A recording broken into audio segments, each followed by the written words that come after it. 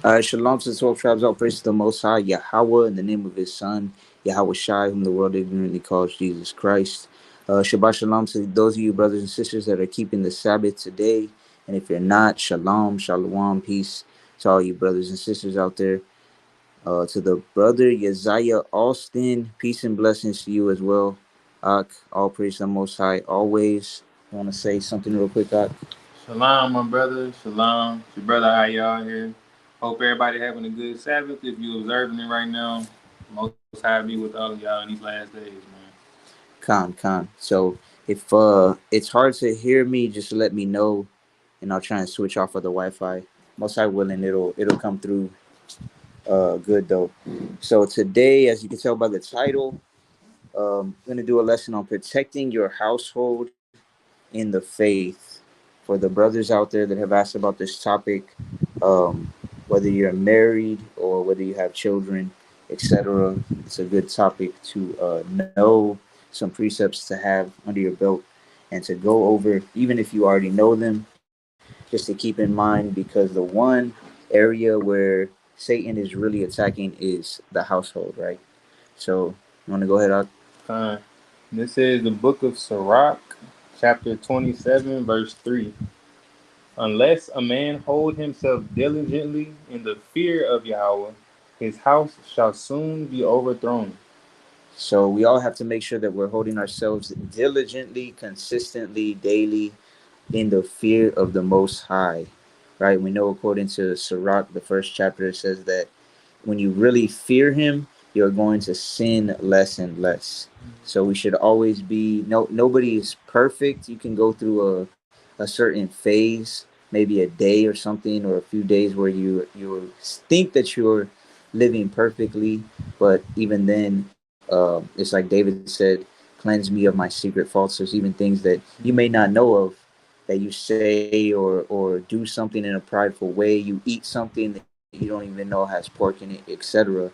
But we're striving for perfection, but we can always do better in different areas of life, right? So we should be striving to be walking diligently in the fear of the Most High, because if not, then what's going to happen to your house? It's going to be overthrown in a It's very fast manner. calm. It's going to be overthrown. If you could get Joshua 24 and 15, Baba Kashaw, one of my favorite precepts. So, holding yourself in the fear of the Most High. One question that I've gotten, the question varies or differs from person to person or case to case. But one question I've got a lot of lately is brothers asking something to the effect of, well, what if my child this pertaining to not wanting to follow the Most High? What if my wife doesn't want to do this when the word says this pertaining to the Most High and she doesn't want to do it, right? So this is the answer, the general answer to that question. This is Joshua chapter 24, verse 15. And if it seem evil unto you to serve Yahweh, choose you this day whom you will serve, whether the gods which your fathers served that were on the other side of the flood, or the gods of the Amorites in whose land ye dwell. But as for me and my house, we will serve Yahweh.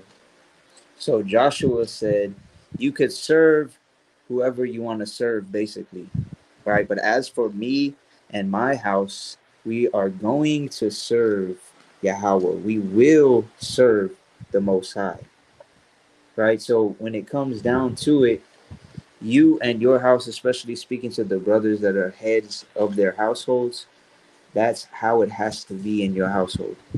We're gonna serve the Most High. If it says on Sabbath you can't do this, it doesn't matter if you want to do that, or your friends or your family are doing this, your family, blood family outside of the house are doing this or that.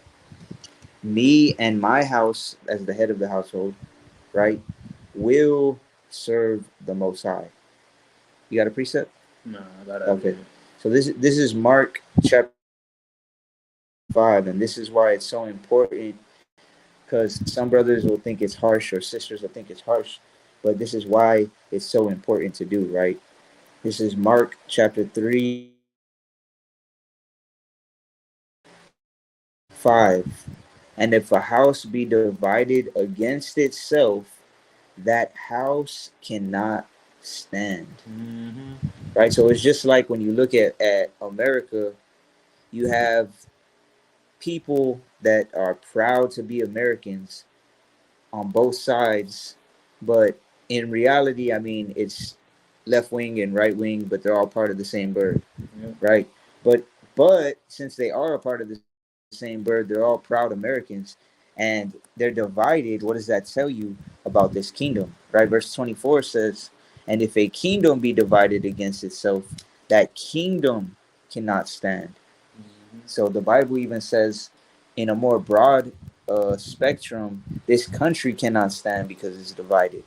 But when you look at it on a case by case basis, family, household basis, if you have one woman that's serving the Most High and the husband's not, or one husband that's serving the Most High and the wife is not, that house is sooner or later going to fall because it's divided against itself.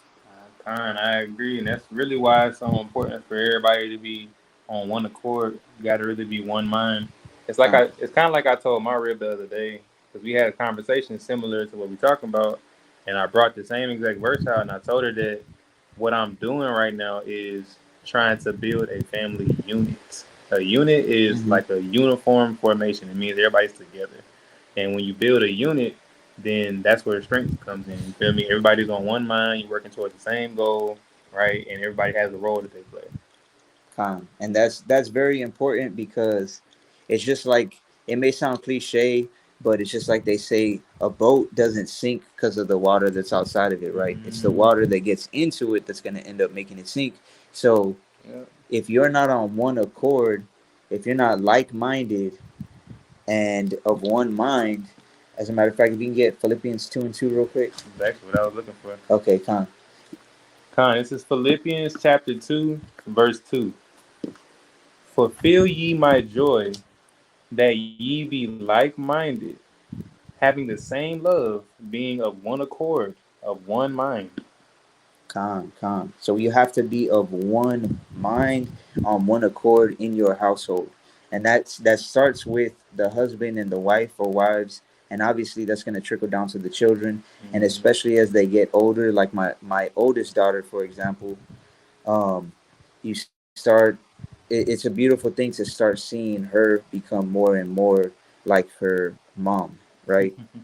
Because the people you're around. I actually heard it. I took Kezzy to the store earlier, Yeah. and she was like, "Can you put a song on?" And I turned the radio on, and I was just hitting the little buttons. I've never set them right, so it Mm-hmm. landed on a Christian station, and it was like the Bible verse of the day, Proverbs 22:6. Train up a child in the way they should go, and when they're older, they will not depart from it. And I was like, man, that's cool Yeah. because it popped up right when we were getting to the store. Yeah.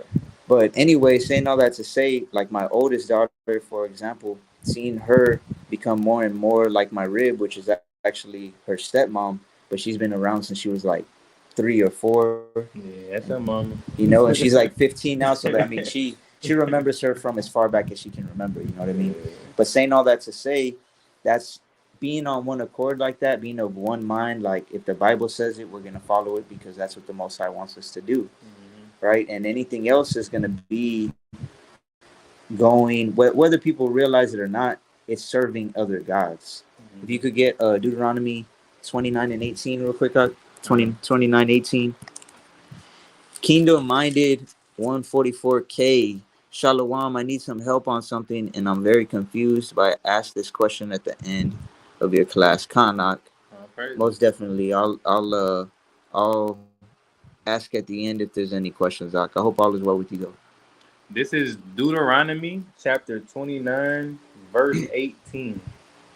Lest there should be among you man or woman, or family, or tribe, whose heart turneth away this day from Yahweh our God, to go and serve the gods of these nations.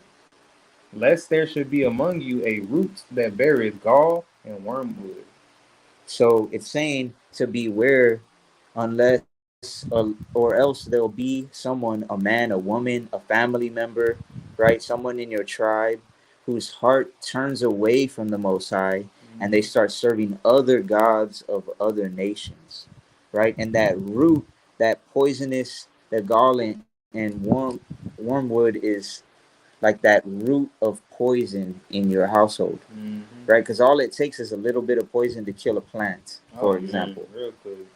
right? I had got a letter in the mail not too long ago saying that one or two of the days of the past month, or I believe last month or the month before, that the level of chlorine was higher than a safe level in our water, right? And I don't think it's a coincidence that a lot of my plants were getting burned and they were looking real unhealthy, Uh-huh.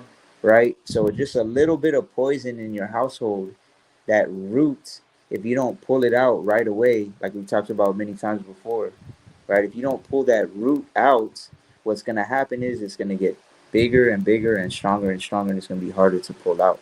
Mm-hmm. It's So, gonna be real hard to pull out. so protecting your household, it all starts with the members of your household, obviously, which we're going to get into also letting other people into your house and things of that nature. But it's the ones that are always in your house that can be the worst or the most detrimental to it, which is also why we have to examine and check ourselves as well daily to make sure that we are doing the things we're supposed to be doing.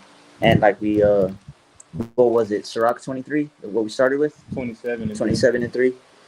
We have to center our home around the fear of the Most High and around His Word, because His Word is the only thing that's going to get us through now and through the times to come. I You got, agree. you got a precept? It's a preset to go along with what you were saying though about the fact that it starts with the members of your household first.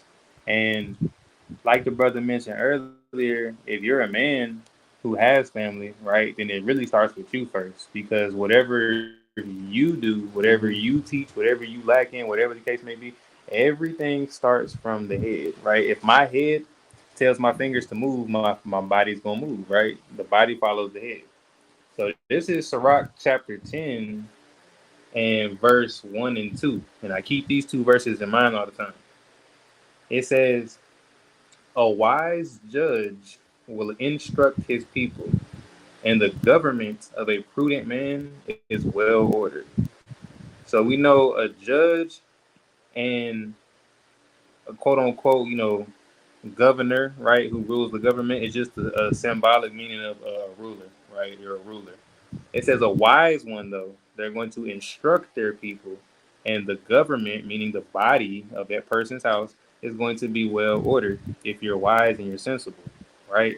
And the reason why that's so important is because, like the brother was saying, and the topic of the whole stream is that's how you protect your household. If you have your house in order and you are following after the Most High and you fear the Most High with a deep reverence and respect, right? Then everything else should fall in line. You're gonna Um, obviously have normal everyday struggles. That's just how we are as people. We're gonna obviously have to, go through things. But as long as you as the head are doing your part, it'll make things a lot easier. um, And this is verse 2. It says, as the judge of the people is himself, so are his officers. And what manner of man the ruler of the city is, such are all they that dwell therein. um, So if anything's going wrong in your house, like I'm not just saying, regular problems because that happens. But like if your house is out of order and you know what I'm saying, things are just not going right at all, point blank, you have to look at yourself because as the manner of man you are, it trickles down to everybody else. And that's um, something you want to stay away from in these last days because, yeah. for sure. And I think verse 3 says, like, if he's wicked, they'll be destroyed or something like that. It says, an unwise king destroyeth his people, Con, but through the prudence of them which are in authority, the city shall be inhabited. con. So just like you said, I think it was in verse 2. It says, "As the judges, then his officers are the same." So Yep. the main judge of the household is the husband, the head, Mm-hmm. and then just like an officer stands right next to the judge in case anything happens, the plaintiff or the sheriff or whatever it is, right? That would represent the wife in the household. Mm-hmm. So if the judge, as the judge is, the officer is going to be too, and then the children are going to be like the officer as well too. So Absolutely. like the brother said, it all starts with the head of the household always. And it's like I said before, when I was in San Antonio months back, and I baptized the brother Yashamar, and we were walking downtown, seeing the fountains and stuff, and we are just saying it's just like that because you see all the water starts from the top, the head of the fountain, and then it trickles down.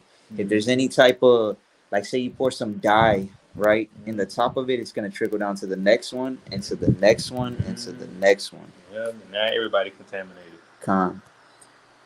Chokeboa, Shalom, Ak. I hope everything's good with you and yours as well. Shabbat Shalom.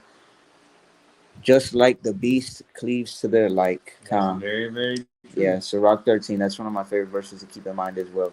Absolutely. You're Right? gonna be just like the next person. Everybody in your house is gonna be just like you. Con. If you could get Isaiah 33 and 6 real quick.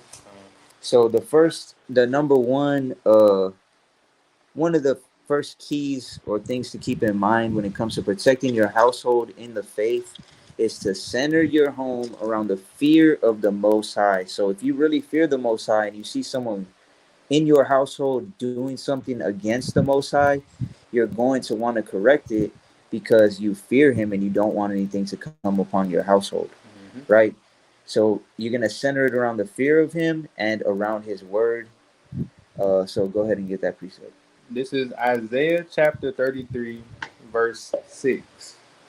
And wisdom and knowledge shall be the stability of thy times, and strength of salvation. The fear of Yahweh is his treasure. So the thing that's going to keep us level-headed, keep us sound-minded, keep us balanced is going to be wisdom and knowledge and understanding. And like I've said many times before, any type of problem or anything you're struggling with or anything that needs to be corrected, there's always at least two or three witnesses in the Bible where you could go to and be like, okay, look, in this situation, when that happened, this is how it was handled. Or it specifically says, when this happens, this is what you do, right? Or it says, don't do this, plain and simple. So when you really search the scriptures and you're diligent in trying to find the answers, it's like Yahushua said, seek and you shall find. Right? If you really seek the scriptures and want to know this information and know how to keep your house in order, you're going to be able to do it, right? It's just like any other.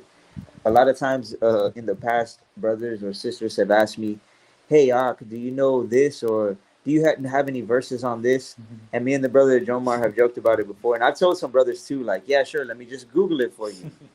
Like Bible verses on Sabbath, right? You have to really be able to examine yourself and be like, wait, am I actually seeking for it, or am I trying to get a handout for it? You know what I mean? But when you do seek for it, I guarantee you the Most High is going to give it to you. It's like He says, if us being wicked know how to feed our children, then how much more is He going to feed us, right? So the second one of the second keys that's very important, especially in a generation of social media, is minding your own business. Oh man, yes sir. So if you could get 1 Thessalonians 4 and 11, minding your own business, whatever is a part of your house. Another thing I'll say that goes hand in hand with it is it should stay in your house, right? That's part of minding your own business. Is you don't having discretion and minding your own business go hand in hand, right? This is First Thessalonians chapter 4, verse 11. And that ye study to be quiet, and to do your own business, and to work with your own hands, as we commanded you. So we are commanded and have been commanded to study to be quiet. That doesn't mean we got to be quiet all the time. But when you're reading it in context, it says, and to do your own business. When you're always just out here talking and gossiping and just, even if it's not gossiping, right? Just saying a lot of stuff that doesn't need to be said. Just talk. We all know people like that just talk and talk and talk and don't really say anything important, right? And work with your own hands. Mind your own business, right? all these three things go hand in hand. You should, there's a time to be quiet, there's a time to speak, right? And the older I get, the more I realize that it's a lot more time to be quiet than it is to speak. It's funny. I'm gonna tell you something. My stepdad told me right before he died, and this was something I always kept in mind. It's literally exactly what you said. He always told me, and excuse my language, I'm gonna say it how he said it. He said, "Shut the fuck up, and you'll learn something." Literally what he told me. When you hang around older people, like elders, people who are older than you and have more experience and more wisdom than you, just shut up and you'll learn something. And like the brother said, right, it's more times to be quiet than not to be quiet. My biological dad told me, he said, God gave you two ears and one mouth for a reason, to listen Con, twice as much as you speak. con, and that's they similar to the first real MMA gym that I went to. The coach said there was a couple people that the one in particular that he would kept telling it to, but he would say it to anybody who just talked too much, and he was like, people would get upset because they would train a lot and they don't get better. And he was like, if you really want to get better, you need to shut your mouth and you need to be like a fly on the wall. He Mm-hmm. was like, do you hear flies? And sometimes they'll be, well, yeah, you hear them buzzing around and stuff. He said, I said a fly on the wall. The only reason you hear them buzzing is because they're flapping their wings. I said, you got to be a fly on the wall, right? In other words, be quiet and just pay attention, and you're gonna learn a lot more, and you're gonna get a lot better. So it's the same thing in this truth. It's the same Yeah. thing at work. It's the same thing with sisters. You want to learn something from your husband, well, you can't be talking all the time and learn something, right? Con. It's the same thing. There's even a verse in Sirach where it says, if thou wilt, thou shalt be taught. Con, If you'll listen, you'll be taught. con, if you will, Yep. right? So go ahead and read that one more time, Mark. Con. And that ye study to be quiet, and to do your own business, and to work with your own hands, as we commanded you. So we're commanded to mind our own business, right? To keep quiet a lot of times, and I used to see this all the time, hanging out in my with my mom's side of the family, because traditional Hispanic women are very Loud. loud and just gossip. They're chismosas, which Oh means my they're God. gossipers. Yes. And it's amazing how much times, in the past, I could see it even clearer now, that like they say, hindsight's 2020. If people would just be quiet, it would have saved a whole lot of problems in their household, because they'll always, once you get talking and then you just want to keep talking, or they would just want to keep talking, and they end up saying something about their family members, or their sister, or their husband, or their children, or something, and then it's held against them or used against them later. And if you talk too much, you bound to say something stupid. Con. And it's like, I believe you had said your dad would say as well, like, you give someone enough rope and they're gonna hang themselves. Give them enough rope, they're gonna hang themselves every time. So that's what happens a lot of times, and that's why one of the biggest keys when it comes to protecting your home and protecting the peace in your home is to mind your own business and keep your mouth closed, especially around people that you can't trust. Mm-hmm. You got a precept? This is Sirach chapter 11, verse 9. Strive not in a matter that concerneth thee not, and sit not in judgment with sinners. So, like it says at the beginning, strive not in a matter that has nothing to do with you. Stay out of it. Mind your own business. As they say in the world, mind the business that pays you, right? Mind your business, and a lot of problems will be prevented. Con. You mind your own business a lot of times. Like, what's that? I forget how the precept, how it goes. I think it's in Sirach as well, where it says, um, how some people, you'll hear some people talking bad about you, but that's happened as well.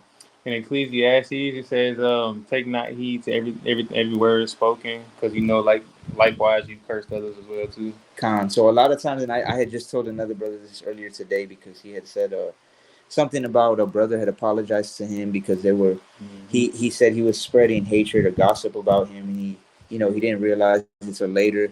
And that's happened to me as well many times. And to be honest, a lot of times the Most High, like it says in Luke, I believe it's 12:2, like everything will be revealed. Yep. Everything's going to come to the light. Speak some And in the dark. You proclaim. con. So a lot of times brothers or sisters won't even know that someone else tells me, and I'm just like, you know what, I have no grudge, I have no hatred against it. I honestly don't care. And like the brother said, mind the business that pays you. The way I've seen it before, and I told my rib this as well, like she'll be like, man, yeah, this person, I can't believe they said that or whatever. And I'm just like, it has no effect on our household whatsoever. At all. Right? It's not going to stop our household from serving the Most High. It's not going to stop our household from having bills paid and I'm not having, gonna lose no sleep. right? I'm not, when the Most High is not going to stop blessing us, like the word says, the curse causeless shall not come. Mm-hmm. Right? So anybody could curse you, but as long as you don't deserve it, as long as you keep serving the Most High, it doesn't matter if they curse you. They're really cursing themselves without even knowing it. Yeah. Right? Like the brother said, a fool is counted wise when quiet. Calm. It says even a fool when he holds his tongue or his peace is counted wise. Absolutely. Right? So a lot of times you may not know something. That was another quote I heard a few times, like in martial arts and stuff, as far as like, if you don't, you may be ignorant about a move or about a certain discipline, a certain area, whether it be wrestling or boxing or something like that. But then why are you going to speak and remove all doubt? Yep. Right? So just keep your mouth closed, and you're not going to seem as stupid because your mouth is shut. They don't know if you're good. They don't know if, and they were saying it in reference to like when sparring and stuff. You don't want to be like, oh, hey, yeah, we're gonna spar MMA today. Oh, you know what? My wrestling's horrible though, so don't judge me. Like, Why you tell them that? they're gonna try to take you down every time. Then you know Yeah. what I'm saying. So it's wise to hold your tongue many times. Absolutely. Shawashai Mak Tazal Mawath Shabbat Shalom Mak Shabbat Shabbat. shalom. The Um, loudest one in the room is the weakest. I agree, man. I've heard that so many times. I've heard that so many times. It's always the loudest one. The one who Khan, not minding their business and doing the most. Khan. Oh, the water. The brother posted it. Proverbs 17:28. Even a fool, when he holdeth his peace, is counted wise. When he shutteth his lips, he is esteemed as prudent. Absolutely. So again, anytime you're ignorant to something, just keep your mouth closed. Yeah, I mean, those are really your two options. You either be quiet or you speak and you remove all doubt from them thinking you're a fool. And they're gonna know you're a fool. Right? The brother posted a. I'm gonna get a precept real quick. I'm He gonna get back. said, "Take with you words." And oh, I'm sorry. This is Hosea 14:2. Take with you words and turn to Yahweh. Say unto him, take away all iniquity and receive us graciously. So will we render the calves of our lips. It's crazy because there's so many. I was telling my rapist the other day, right? It's so many verses in the Bible that pertain to your mouth. Like literally, like I have I couldn't number it. That's how many it is. There's so many verses that talk about your mouth because of how much, you know what I'm saying, how much of an effect it has. You feel me? Like Proverbs 18:21. I was telling her this today. A lot of these verses that we read and that we know, we don't read it with the real respect that you should. Proverbs 18:21 tells you that life and death is in the power of the tongue. And it means just that. You feel what I'm saying? Everything else, every other precept that talks about the mouth stems from that verse right there. You feel what I'm saying? So it's just interesting to see that though, because there's so many verses about people that don't know how to stop talking. Con. And that's why how I've been wanting to do a live. Maybe we'll do the next one on that. On how Yahushai said, by every idle word that men speak, you're gonna be judged by. Yeah. So that's a real. If you really think about it, that's a real deep topic, and that's something that we should all, every single person needs to take into account if we're gonna be judged by all the things that we're speaking. Absolutely. Right. This Psalm 119 and 160. Thy word is true from the beginning, and every one of thy righteous judgments endureth forever. That's how powerful the word is. Right? James 3 and 10. Out of the same mouth proceedeth blessing and cursing. My brethren, these things ought not to be so. Yeah, I Con, think it even says in Sirach, it says if you spit on it, the fire will go out, or if you blow on it, the fire will start. But they both come from your mouth. con. Also in James, how it says, what is it called on the boat that turns the boat? They Is it call it a stern, I think. okay? It says that it's a small thing, but it turns the whole ship, right? And the same thing with your tongue. If you say certain things, it can turn your whole life around. It can get you killed, right? Mm-hmm. Life and death in the power of the tongue. But if you want to get Proverbs 26 and 17, Uh, so just one more precept on just minding our own business, not getting into other people's business, right? this is Proverbs chapter 26, verse 17. I love this verse. He that passeth by and meddleth with strife belonging not to him is like one that taketh a dog by the ears. If y'all ever had a pet dog and grabbed it by its ears, you'll know that that's like the number one thing that will like make them super angry and want to bite you. Like I'm not even joking. Imagine, imagine. I'm just gonna give an example, like a scenario. Imagine if I see the brother over here chastising one of his kids for whatever the reason may be, and I feel the need to go out of my way. That ain't got nothing to do with me. I go out of my way to get involved with it for no reason whatsoever. That's the equivalent of me grabbing him by his ears. I'm basically asking to get bit. And that's what many people I feel like struggle with. And it's gonna be a big downfall of people in this walk. If y'all ever seen the book of Eli, right? When the girl on the highway, her and her daughter, they was getting snatched up by the people on the motorcycle.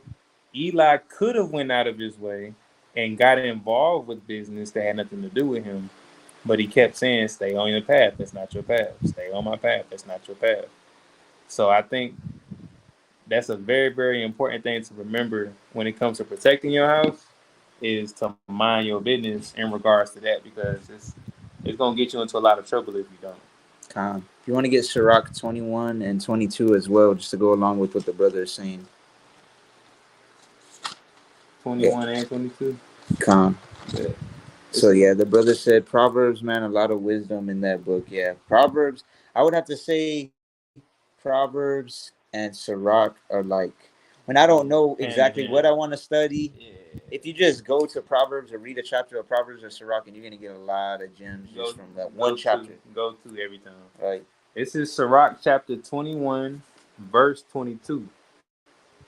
A foolish man's foot is soon in his neighbor's house, but a man of experience is ashamed of him. Go ahead.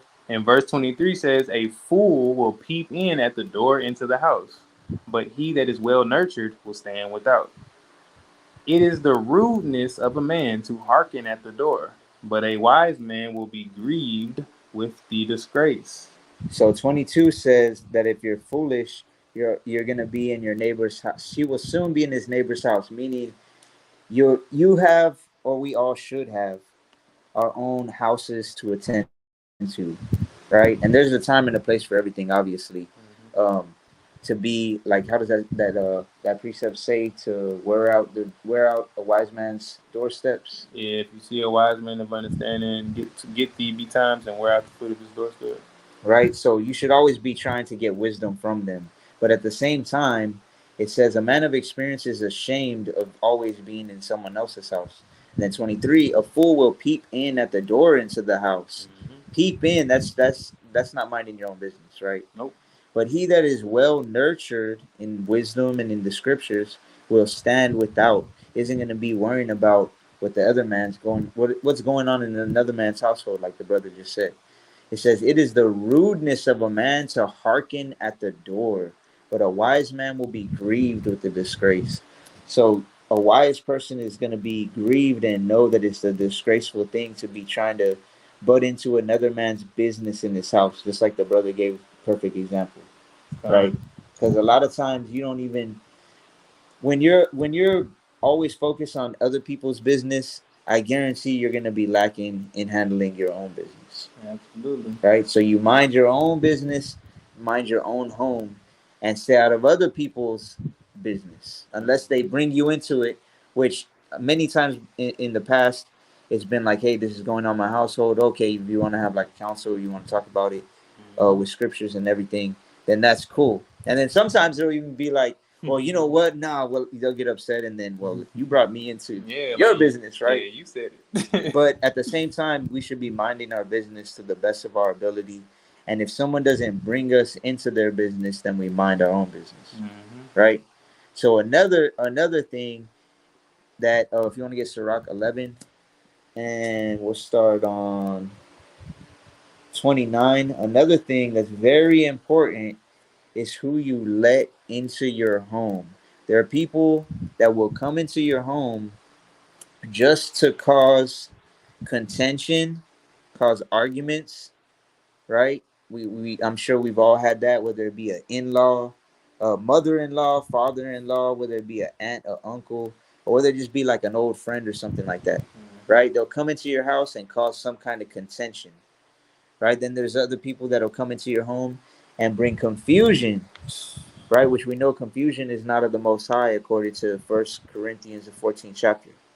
So whether it be, it could even be somebody who claims to be in the faith, right? And they ask or plant a seed of confusion as far as, oh yeah, I believe this, and they know you don't believe it, right? And they just plant that seed and then they let it go, and now there's that seed of confusion there, right? Or they just cause drama and cause problems.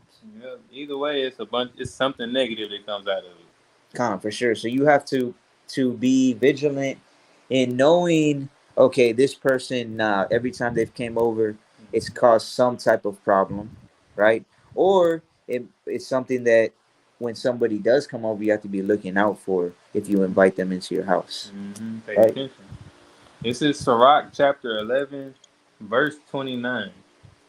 Bring not every man into thine house, for the deceitful man hath many trains.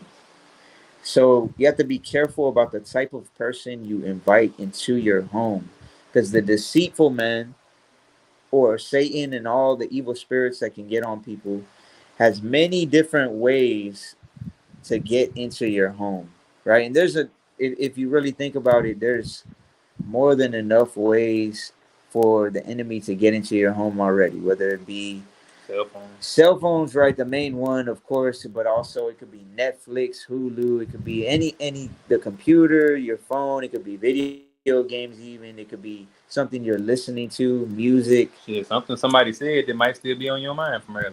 right? And that spirit of contention or hatred or whatever comes through you because it's in, and you Yeah. bring it into your home. Yeah. And actually, man, I'm glad you said that, because a brother had voice messaged me and I just had heard it, and he said, to sum it up, he basically said, sometimes something will happen at work or something, and then he brings it home, and then it affects other people, and then they start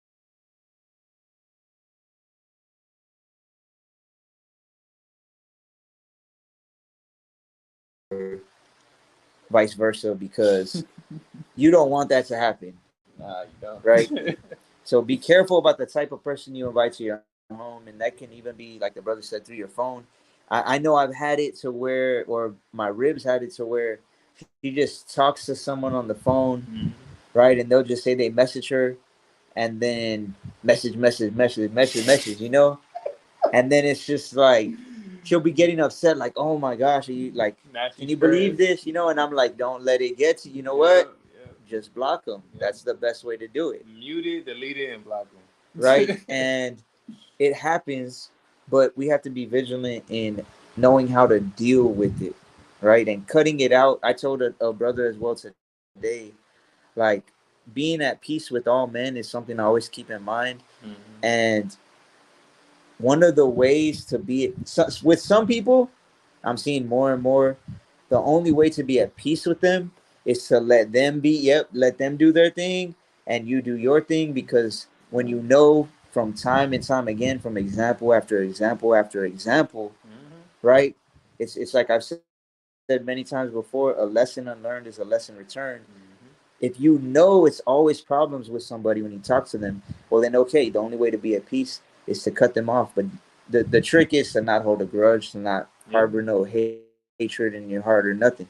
Just let them be, And the longer you separate from people that have done you wrong or things like that, the easier it is to just, all right, let it go, right? Fine. And it's crazy because, like, just like what he said, right? The easiest way to be at peace with people, and from my own understanding and what I've experienced as well too. And I'm just gonna give y'all an example from my work life. This is what I do to get through the day and stuff like that. You just separate yourself. I literally don't associate with people. You know what I'm Con, saying? If I have to associate with you, I'm gonna keep it short and sweet. But after that, I kid you not, it goes back to point number two. I mind my own business, and that's why yeah, everybody messes with me. I kid you not. I have like a lot of respect at work, and I mean this in a humble way because I don't like them up there. But I have a lot of respect because I mind my own business, and I don't go in there talking to people. I don't go in there with gossip. I don't go in there ear hustling. I don't do all the extra stuff. I go in, make my money, and I go home. And that's why if I do ever talk to somebody, it's a mutual respect because they know that I have boundaries. Like, just don't talk to me. You know what I'm saying? It's not that I con, don't mess with you, but I prefer to keep my distance. con. Minding your business. Con, and that's why these points really go hand in hand, and they cross over. You know what I mean? Mm-hmm. Um, And protecting your house is part of protecting your temple too. Because, like the brother said, right? If you don't know how to separate your work life from your home life, you'll have something happen to you at work. It'll stay on your mind, and that mhm. spirit will be on you, and you feel some type of way. You'll come home, and then it'll rub off on your family because now you didn't know how to filter it out or cleanse yourself from before you got home. So Con, for me, I bring my Bible with me every day. So when I get a chance, I read and keep my mind fresh. con, and that goes back to having what they call it in psychology is emotional intelligence, just being intelligent on how. Because I mean, we all have emotions, and we all have or we should have the power to deal with them the way that we should, right? Because emotions are gonna pop up, feelings are gonna pop up, and stuff like that. But Mm-hmm. if you're intelligent with it, you're not going to bring it into your household and let it affect everybody else, right? Because you could come home and let's say you worked all night and then you got, I mean, my children don't go to school, but let's say you're pissed off, right? Something happened, and then you're mad and you let it get to you and you tell your wife something and your children see that and then Boom. then they see it and now they're in a bad mood and then they go to school and now they're carrying it with them and then Mm-hmm. oh well they got sent to the office because they cussed someone out or they got in a fight or something like that and it all stemmed from what Yeah. happened with you at work or whatever the case may be, Very true. right? If you could get Psalm 101 and 2 and we'll Uh, come back to that. So the brother said, would you brothers agree that not letting people in your house could mean not letting them into your life or your mind? Home is your comfort, so it could also be don't be comfortable with anyone, right? I agree wholeheartedly with everything that you just said. Con, You can, if you are going to be comfortable with anybody, be mindful of who you are comfortable with. Like, it's like I've said this multiple times before. You can't have a real friendship with somebody and really be comfortable with anybody for real unless y'all have put in time together.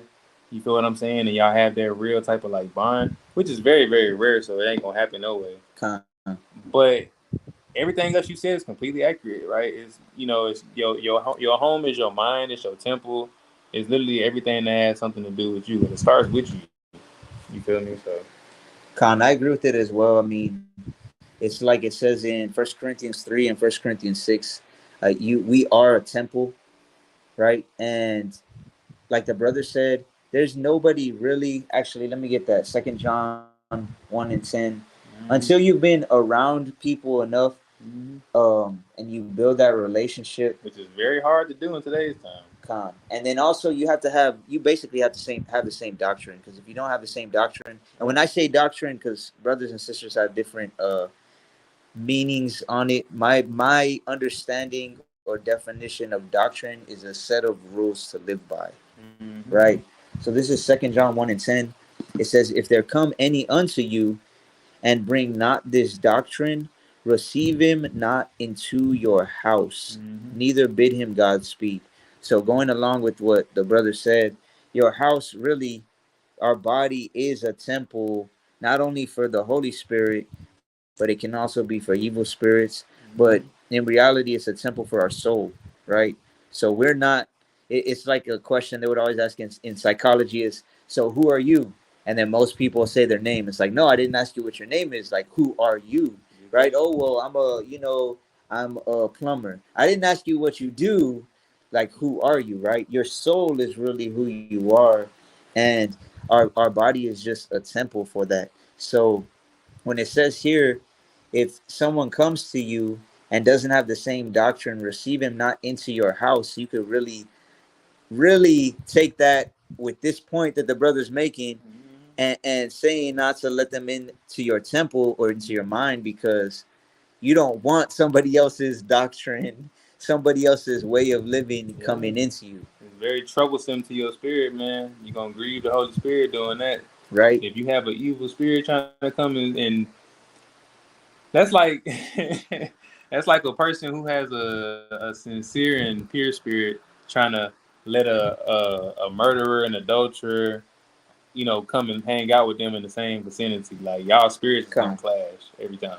con. That's why it says in Sirach 33, like they're enemies, right? Mm-hmm. We're enemy, whether you realize it or not. Spiritually, you're an enemy when one is trying to live righteously and one's not trying to live righteously. And Yahweh said that between, he said, if you look upon the works, there's two and two of everything. And it says that he set a adamant in between the two. If you look at what adamant means, it just means Con, like an invisible wall. con, So that's why, like, it seems almost as if, like, if you're around people that you don't mesh with, it seems like you kind of like isolated, even though you're around everybody, because there's that invisible wall. It's an adamant. con. And especially if you have children and stuff, you don't want to have other people into your house, because Mm-hmm. it's just like a brother had gave an example not too long ago about, like, let's say you invite, just give the worst example, right? Let's say you got a homosexual in your house, Oh, that's the worst you can go. right? And maybe it's not the worst, but one of the worst, right? Ain't And nothing he's worse than that. and what if you brought him in your house and then starts talking to your son? Oh yeah, so do you like boys or do you like girls? Whoa, gonna Right? get beat up. That's and then you have the opposite example. Let's say I go into someone's house and I'm like, oh, so what do you do on this day? Oh, did you know that's Sabbath? Oh, what do y'all eat? Oh, you eat pepperoni. You know that's bad, right? Like you can get sent to the lake of fire for that. You know what I mean? So that's why it's important to, I mean, like we're talking about the way you speak. There is a time and a place for everything, but in reality, having people of the opposite, that are on the opposite path of you in your home, is not going to be a good thing for you 99%, 99 point something percent of the time, unless they're sincerely trying to seek the truth and you're trying to help them out and things of that nature, right? Mm-hmm. So whether that be your mind or whether that be physically your home, Uh, right? And the brother said we are to establish judgment at the gates. Absolutely. At the gate, which if you really think about it, right? It says that's Amos 5:15. It says, "Hate the evil, love the good, establish judgment at the gate." If you have a gate on your yard, right? So you say someone, oh yeah, I wanted to sell this. Can I come into your home? Well, let's get Whatever, this situated right now. right? And they're a flaming homosexual. You gotta establish that judgment at the gate and be like, nah, buddy, you No, ain't sir. coming inside my gates, No, sir. Give me 20 right? feet back that way. So that's another very important point, is who you let into your house. We're gonna go back to Sirach 11. Uh, Real quick, organic nature, peace, Shabbat shalom, Shabbat shalom. Thank you for your important lessons. All praises to Yahweh. I'm in the Bay Area. Do you know where I can Cali. go to get baptized? Khan, I know a couple brothers in California and in that area. You DM me on Instagram, and I'll look out for it either later today or tomorrow. But for sure, I could hook you up with somebody in that area. All praises, man. Khan, all praise to the Most High. More and more brothers and sisters are seeking to get baptized for remission of sins. So that's a beautiful thing. Yes, it is. Oh, It's Sirach chapter 11, verse 29. Bring not every man into thine house, for the deceitful man hath many trains. Like as a partridge taken and kept in a cage, so is the heart of the proud. And like as a spy, watcheth he for thy fall. so like a bird that's in a cage. There's certain people that if you let them into your house, they're gonna be like a spy right? And they're gonna look for your weaknesses. They're gonna look for a way to make you fall. Mm-hmm. And this has happened even before the truth. This would happen with a particular family member, and I won't even say on whose side of the family or what like that, anything like that. But it's crazy because once you come into the truth and you get some wisdom and you look back, you see patterns of certain people that may have always been that spy, Mm-hmm. that have always been that person that are just looking for that weakness, right? Looking for that, like it's like a ant or a cockroach that just looks for a crack in the wall or in the floor or something, just looking for a way to get in. That's how it is with spirits that are on people. And notice it says like a partridge in a cage. It's like they got a spirit on them that's just looking to find that weakness that you have in, whether it be in you or in your household. Examining your cage and you as the bird, Calm, looking, just observing everything. calm. Go ahead. Verse 31: For he lieth in wait and turneth good into evil, and in things worthy praise will lay blame upon thee. So he's lying in wait, like a lion just waits for its prey, right? That's what it's doing. It's waiting. It's saying this person, this type of person is waiting for their moment, and then when they get that moment, they're gonna make good look like evil. Mm-hmm. They're gonna try to find faults in things that are good and try to make them appear as if they're not good. And I'll give you an example. One time, someone in my ribs family had said, and I understand why it was said because they were upset and with their own actions, lives, etc. And they were trying to cast it outwardly on my rib, right? But the way that they tried to get at her was just, to me and to my rib, it was like comical because we know the word, right? But basically, what was said to her was, "You have no life because all you do is raise your children and homeschool them and serve your husband." That's so sad that the generation that we live in really look at that like it's bad. Like it's a bad thing, right? That's why I They kind of praise hoes. If you go and prostitute yourself, they say, "Oh, you doing your thing, baby." But then if you out here doing what you was made to do by the Most High, it's like, "Oh no, she tripping." con or they'll put, we're doing whatever they want to do. They think it's more important, whether it be making money, Yeah. whether it be just getting attention from dudes, Mm, whether it be just getting. I mean, we know a lot of females nowadays. All they're good for is getting dressed up and trying to look good on social media, that's it. right? So it's crazy to me, like the brother said, in this generation, it's really sad that they actually think that the purpose that the Most High gave them, which is to raise children, which is to build up your house, which is to serve your husband, and in turn you're serving the Most High by doing so, Mm, and they'll think that that means you don't have a life, when in that reality, is your life. that's the life that the Most High has set up for you, right? So that's just an example of this verse because it says basically they're gonna lie in wait. They're gonna wait for their moment. And they're gonna try to make something that's good appear as if it's evil, Mm-hmm. which is why it goes back to the first point that we made, which is to center your house around the Most High's word. Because when you do that, then you're gonna know, like, wait, but the word says this, so it doesn't matter what this person is saying. And it's actually just this is the precept literally to go along with it. But if y'all have ever read the story of Adam and Eve, right?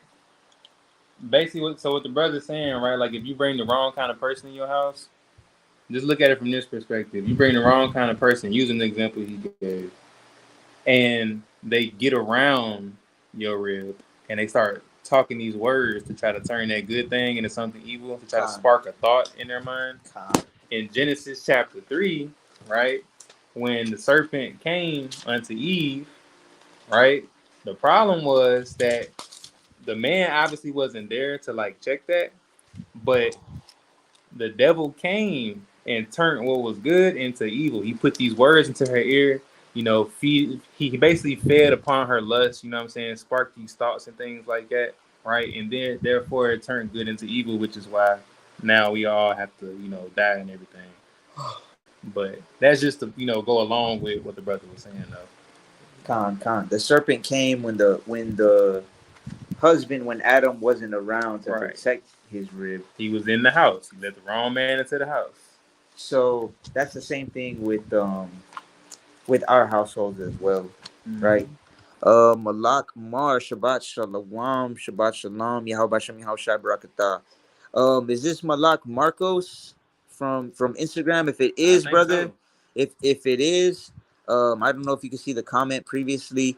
Organic nature. I'm gonna put it back up because I know you're in California. If that is Malak Marcos from Instagram, this brother is looking to get baptized in the Bay Area. So if you could, okay, Khan, beautiful, perfect timing, right? Organic nature. If you're still on here, look up the brother Malak Marcos on Instagram.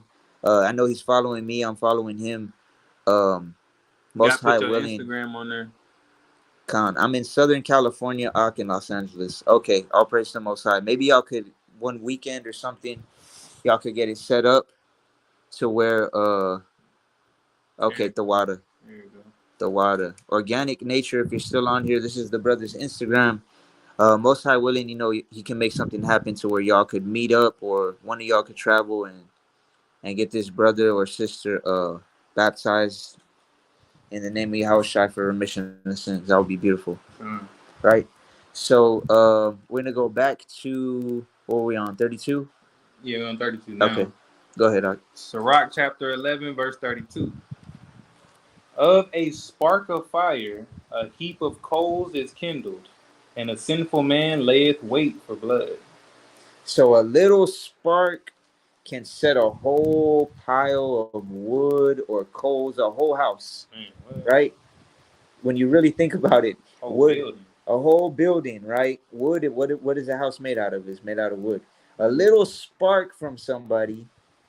So think about it this way. Let's say if my rib wasn't blessed with the wisdom that the Most High has given her, and when someone told her, "Yeah, you have no life, blah blah, because you just serve your children, your husband, your house, or whatever," right? What if she ate that up, Mm-hmm. right? And then she's holding resentment towards me, and well, I don't go out, and I don't get to, You know, do things with my travel. friends, and I want to have a life too, right? And now she wants to go out and do all these other things, which we know is going to lead to sin. It's going to lead to wickedness. If you Mm-hmm. read 1 Timothy 5:13 on down, it'll Mm-hmm. tell you that type of lifestyle, Yep. right? And it says that those types of women are turned aside to Satan already, right? But from that little spark of letting someone in your house, and they make something good appear evil, they find fault in one little thing, it could set your whole house on fire, Mm-hmm. right? And that's why it's saying an evil man, a wicked man, a sinner is just waiting for a chance to do violence spiritually, right? They want blood, they want spiritual blood. Go ahead. Take heed of a mischievous man, for he worketh wickedness, lest he bring upon thee a perpetual blot. So you have to watch out for these types of people, because it's really, it comes down to them. Like it says in the GNT, it says they have evil plans in that verse, right?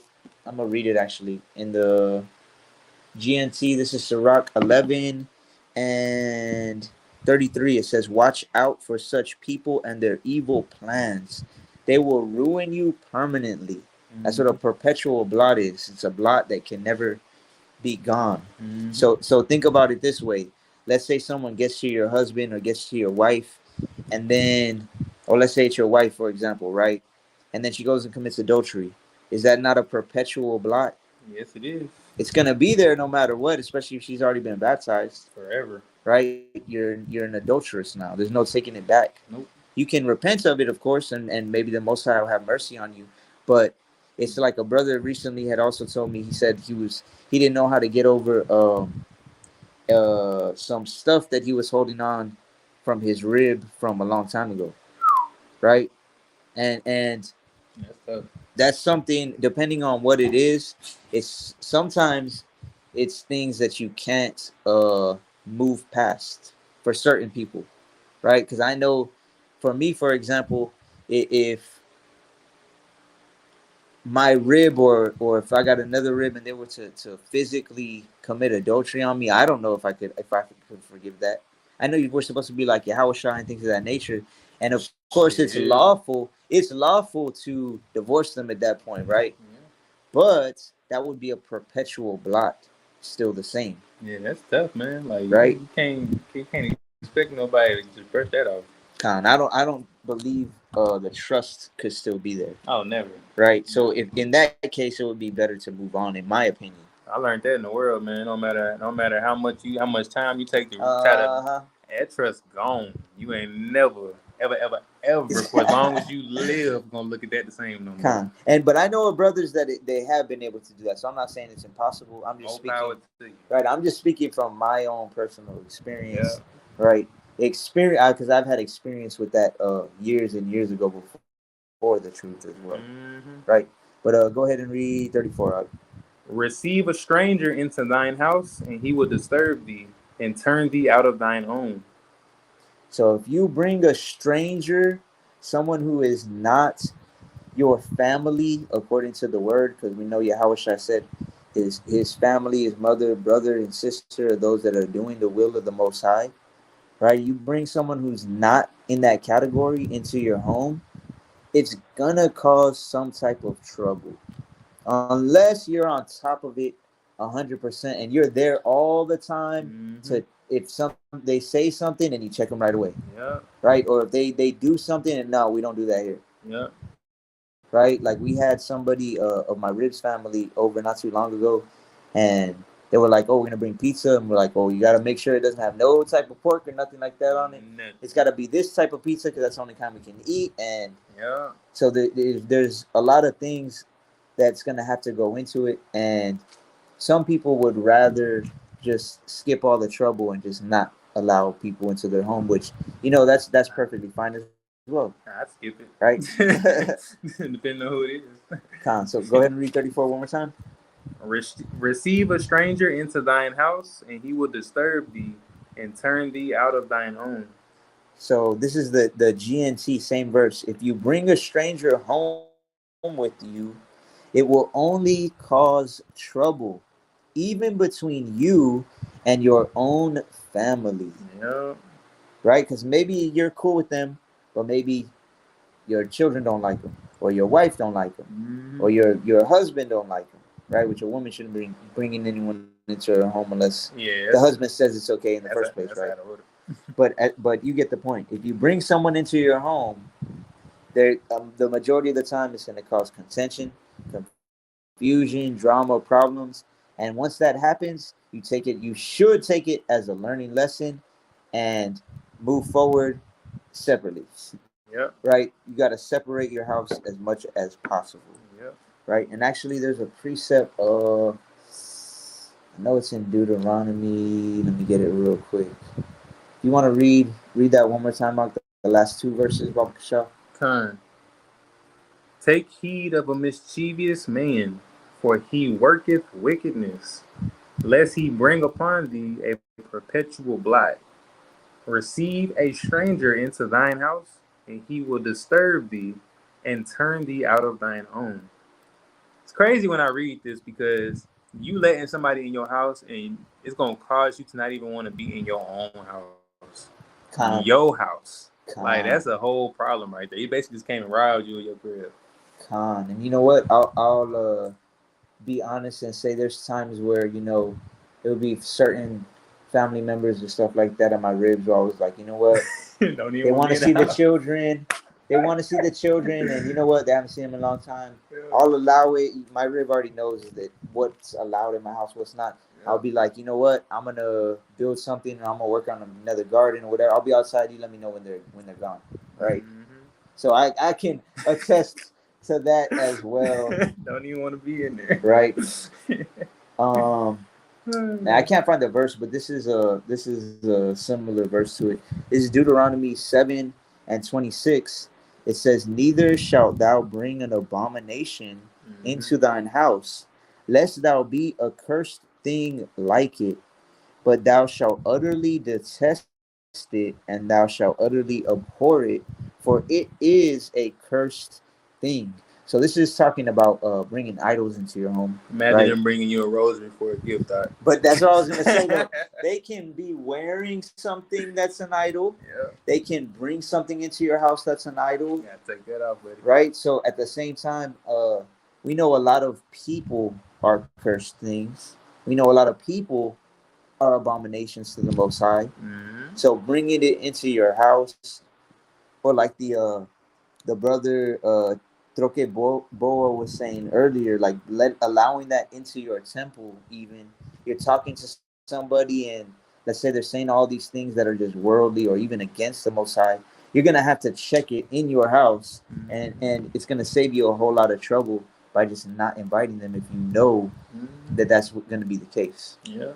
right? So that was the third one. Don't let anyone into your home that's going to be causing drama, problems, contention, confusion, etc. Right? The next one, which we kind of touched on already in minding your own business, is keeping discretion. Right? You want to get Proverbs 2:11, Baba Kishal? Proverbs 2:11. So having discretion is very important in all areas of life, whether it be your marriage, whether it be any type of relationship. Certain things, say me and this brother talk to each other about, and we confide in each other. I don't expect him to go and, oh yeah, it's like when this brother said this and this and this, and he knows it was a private conversation, Yeah. right?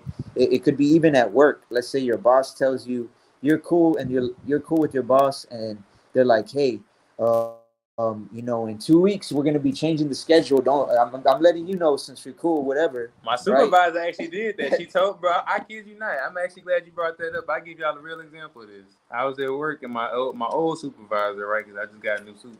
My old supervisor, she told me like 2.5, maybe 3 weeks ahead of time that we was gonna be moving departments, our schedule was gonna get changed and everything. For some reason, she felt the need to come to me, and this was her word. She said because I mind my own business and I don't tell nobody stuff.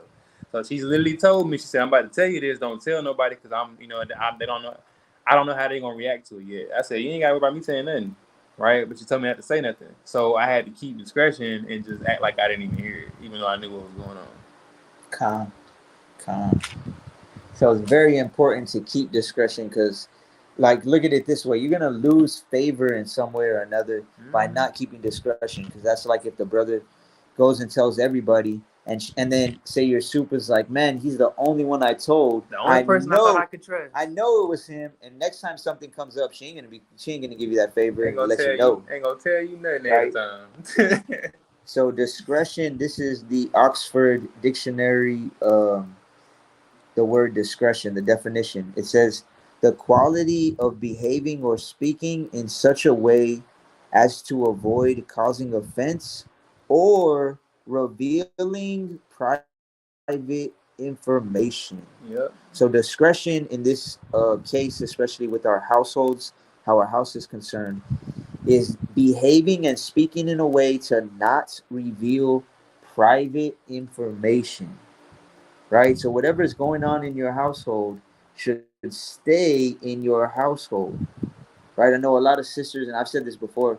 The reason I got off of Facebook years ago Too much for that is stuff. that's all it was, and it was like when I was first in the truth, right? Mm-hmm. First coming into the knowledge of the truth, and it was worldly people, but it was also people claiming to be in the truth, like talking about their problems, talking about just revealing way too much information. I was like, you know what?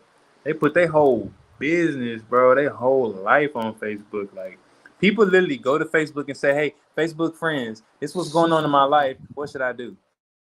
Like, Like, you literally go there to tell them your life. this man is a piece of blank because he blah blah And I blah. slept with him, and he gave me 2 kids and abandoned me, and now he wants me back, and I'm a little bit, lustful, and I want to do it, but I know I shouldn't do it. What should I do, family?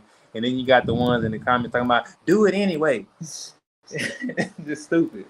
And then she calls him all these names, and then she's with him a month later, taking pictures, Exactly. right? Yep, rinse and repeat. So this is Proverbs 3:21. My son, let not them depart from thine eyes, the word. Keep sound wisdom and discretion. Mm-hmm. Right? Keep sound wisdom and discretion. Right? That's very important when it comes to having wisdom. even to be discreet about some of the wisdom that you have at times, right? There's a time and a place to speak on certain things, and there's a time and a place not to speak on certain things. I think it says something about like when a fool tries to say something wise, it's not regarded by nobody because they speak it out of season, Con. right? So you speak it at the wrong time. It's like a song in when someone's in mourning. I Yeah, think is what it says. early in the morning, you still have sleep, and they're bumping some rock music. Uh, Oh, this is Proverbs 1 and 4 to give subtlety to the simple, to the young man knowledge and discretion. That's what the word does. come. It gives a young man knowledge and discretion. Did you already do Proverbs 2:11? Go ahead. It's Proverbs chapter 2, verse 11. Discretion shall preserve thee, understanding shall keep thee. Con. A discretion is gonna preserve you from a lot of trouble, Yeah. right? Because I know this happened years ago before we were even in the truth. My rib said something that wasn't even that serious to close members of her family, or one of them in particular, and then Mm-hmm. that one tells one more, and that one tells another I one, and then always get around. and they blow it up and Yeah. make it even way worse. And then that person reached out to me and, oh, well, why blah blah blah, and it's Yeah. like it's way bigger of a problem Yeah. when you don't have discretion. That's why it says discretion will preserve you, because now just by someone, let's say my rib, and that was before we were even married, it was years and years, over probably like 8 9 years ago. And just by her saying that, now she has this person and another person from her family looking at me a certain way, and it wasn't even as bad as They they say it make it out to was. be, right? Because it's like that game we used to play where I whisper something in the brother's ear It and then he says never gets something, around right? accurate. And it's gonna come out to be like, what the I hell don't are even you know what you talking? said. Right? That's like in high school. I remember I had told you not too long ago. I had took it was ninth grade, I believe. I took champagne that I stole from somebody, right? And my tia, my aunt, was a teacher at the school, and she ended up telling my mom that she heard from a student that I took cocaine to the party, Oh my goodness. right? So my mom is here, and I remember like she caught me off guard when she got home from work. She slapped me, and Oh I was like, man. "What the hell?" And like out of nowhere, right? And she tried to slap me again, and I blocked it. Yeah, And she was like, "Let me slap you," and she tried to no. do it again, and I blocked it again. I was like, she was like, "Let me slap you," and I was like, "No." Tripping. And she was like, "Your tia told me, someone told her from school you took cocaine to that party. I didn't even know you went to a party, blah blah blah."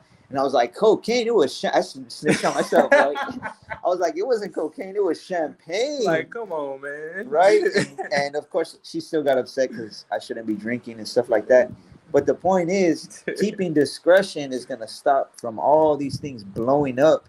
Because I'm sure every married couple that has had their in-laws, especially mother-in-laws, in their business, if you give them an inch, they're gonna run with it for a mile. Oh man, I'm learned that real quick, man. Something that Ock told me a while back, man. It's some wise words from the Ock, and I hold this very near and dear to my heart. He says, "You never tell people more than what you have to." So Con. if you having a conversation with somebody, you don't have to say everything that comes to your mind or everything that you possibly know. You might Mm-hmm. have all the wisdom, but you can only give them maybe 20% of it and hold the rest of it, Con. and you'll still be all right. Con. I've learned that too from years back too. Because let's say you have and I'm not trying to like poke at anybody or nothing like that, but especially when it comes to so-called Hispanics, Mm-hmm. okay, the suegra, which is the Father-in-law, mother-in-law, mother-in-law. right, normally is in people's business. And I'm not just speaking from my experience, but everybody's experience, I right? ain't gonna say no names, Right, but in everybody's definitely. experience, they want to get as much information as possible, Yes. and they'll do it in a very subtle way. Oh, so how are things going? Oh, yeah, Yep. really? Oh, so how's his work going? Yep. Right? They want to Oh, know how's every little thing. right? Well, how are the children? Okay, yeah. Have they been getting sick, or have they, little subtle thing? They're looking Have for, y'all done this, or did you get this yet, or when are y'all right? gonna do it? Or da, da, da, da. I'm just like, bro, whenever the time, you feel me? So if you give them a little bit, they're gonna try to take a lot, and they're gonna run with it in the opposite direction of what it actually means a lot of times, Mm-hmm. right? So if you give them one little piece of information, and guess what? The majority of the time, they're just gonna go talk to a bunch of other people about it, anyways. So keeping discretion. So, for example, someone asked me, "Oh, yeah, so how y'all doing? How's your house doing?" "Oh, we're doing good. All praise to the Most High." Yeah, we great. You could be like, "Oh, we're good, but this happened, and then at school with the children, this, and then at work, oh man, they told me they're gonna give layoffs and blah blah." And then later on, they go and tell everybody, "Yeah, he might lose his job, and his children's getting in trouble at school, and it's just Yeah. gonna lead to a whole lot of trouble that you can avoid if you let discretion preserve you, like it says in, what was it, Proverbs 2:11. 2:11. You want to read it one more time, Baba Shah? Discretion shall preserve thee, understanding shall keep thee. Discretion is going to preserve you, protect you from a lot of trouble that you Mm-hmm. won't have to go through if you just keep it discreet and keep your private information Private. private. Keep it to yourself. The brother posted Romans 16:17.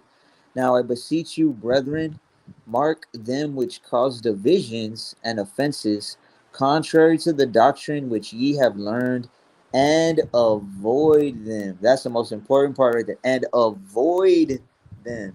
Yeah, It, Howard Shaw, when he knew people was trying to come after him and it wasn't that time, he wouldn't go into a specific city or he would leave and calm. walk out at the right time. Yep.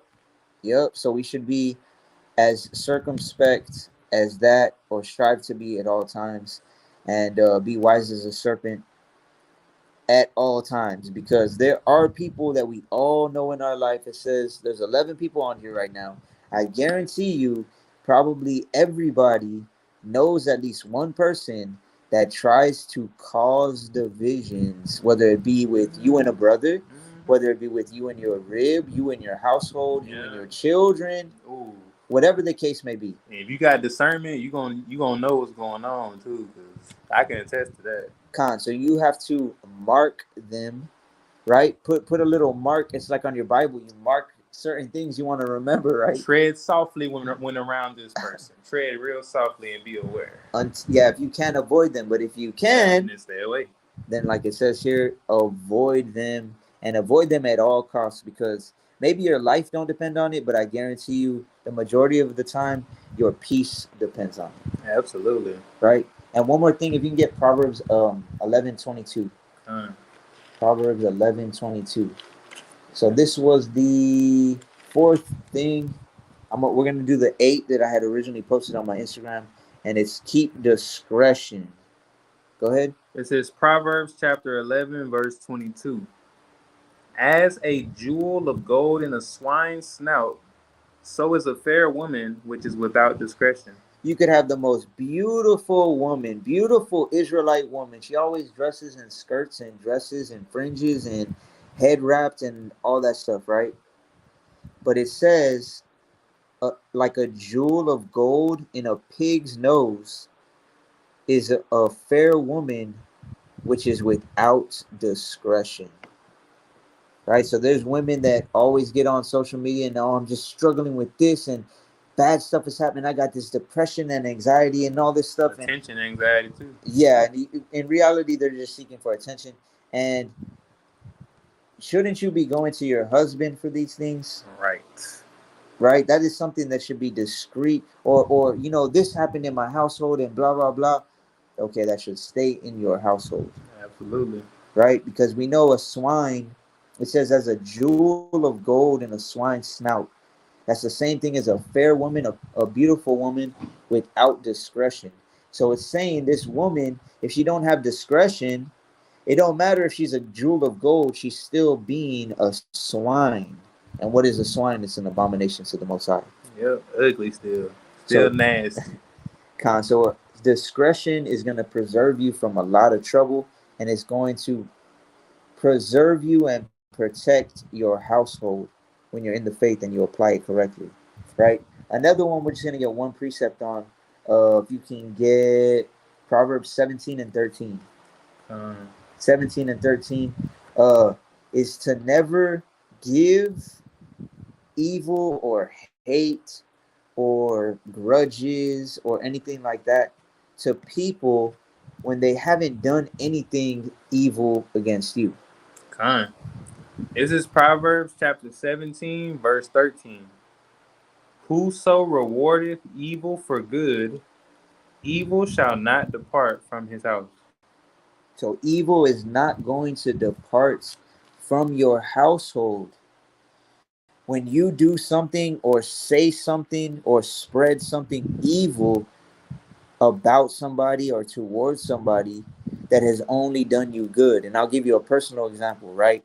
In the past, this happened many times where people will come to me for advice, and because they don't like the counsel or advice that comes from the scriptures, right? And it could be, I'm always sure to give at least three verses because it says, Two to out three of the mouth witnesses. of two or three witnesses, which it could be, okay, here in Proverbs it says this, Yep. then our Messiah says this, and then in Sirach it says this, that's three. The Yep. majority of the time it's way more than that, Mm-hmm. right? But if I go out of my way and give someone time, uh, which is very valuable because it could be spent on my children, my ribs, studying, doing other things that are important to my household, etc. If I go out of my way and do that, which has happened many times, and then this person doesn't like it, and then they'll just start saying, or either directly to me, Yep. things that are disrespectful or evil, or they'll go tell someone else, and a lot of times they don't even know or realize. They'll tell someone else, and that person will come tell me, Yep. right? And a brother just told me about this, something similar happening to him as well. So it's a natural occurrence. It's something that happens a lot, especially with social media being what it is, right? And whether people are in the faith or not in the faith, if somebody tries to do good towards you, especially when it comes to helping you with the scriptures, and you do nothing but evil towards them, you backbite, you try to upbraid them with somebody else, right? You're being contentious, or you just straight up curse them out, or you try and spread rumors, think anything like that. It says, evil shall not depart from your house when you do this. Man, I could think of a few examples that I've seen in life. Khan. So you want to read it one more time? Con. Whoso rewardeth evil for good, evil shall not depart from his house. It's not going to depart from your house, because when someone sows good or tries to sow good towards you and you sow evil, well, Mm-hmm. don't you have to reap what you sow? Oh, you're gonna reap it, and if you plant one seed, you're gonna get a lot more than what you planted. Khan. So never give or treat people evil when they have only given or treated you good. And again, it could be as simple as someone was trying to give you scriptural help, right? Because we know the word cuts like a sword, Giving you real prescription, not right? that over the counter stuff. So the next one is, you want to get Proverbs, or you have precept? Nah. Okay, Proverbs 14 and 1. Uh, So the next one is obviously building your household and those in it, building them up with wisdom. Con. Proverbs chapter 14, verse 1. Every wise woman buildeth her house, but the foolish plucketh it down with her hands. Every wise woman is going to build up her house. Now we know, according to 1 Corinthians 11 and 3, it's the man, then the woman, then the children fall under the woman, which also under the husband, right? Mm-hmm. But a lot of times the woman has more access to the children because the man's working and doing other things he has to get done. Mm-hmm. So a wise woman is going to build up her house. But how can a wise woman build up her house, her children, if she's not being built up by her head, which is her husband? Mm-hmm. Right? So again, like the brother and me were saying earlier in the lesson, it all starts with us, and then it goes down to the woman. The woman's not gonna magically just pull some wisdom. She just got it, from nowhere, and start teaching it to the children when she's never received it from you in the first place. Kind. It even says in the scriptures, it says a mind well instructed is a very valuable thing. Well, how would her mind be well instructed if you ain't instructing it? Exactly. And that's not to say women can't get wisdom from reading the scriptures, but there's a reason why the Most High always set up men to be teachers. There's a reason why when you read Leviticus, there's no female priests, right? And that's actually that was a. I'm glad I remembered that. I'm probably what time is it? 11 I now. saw New a tomorrow. video. On what? Some it's like three women in Walmart, so-called street preaching. No.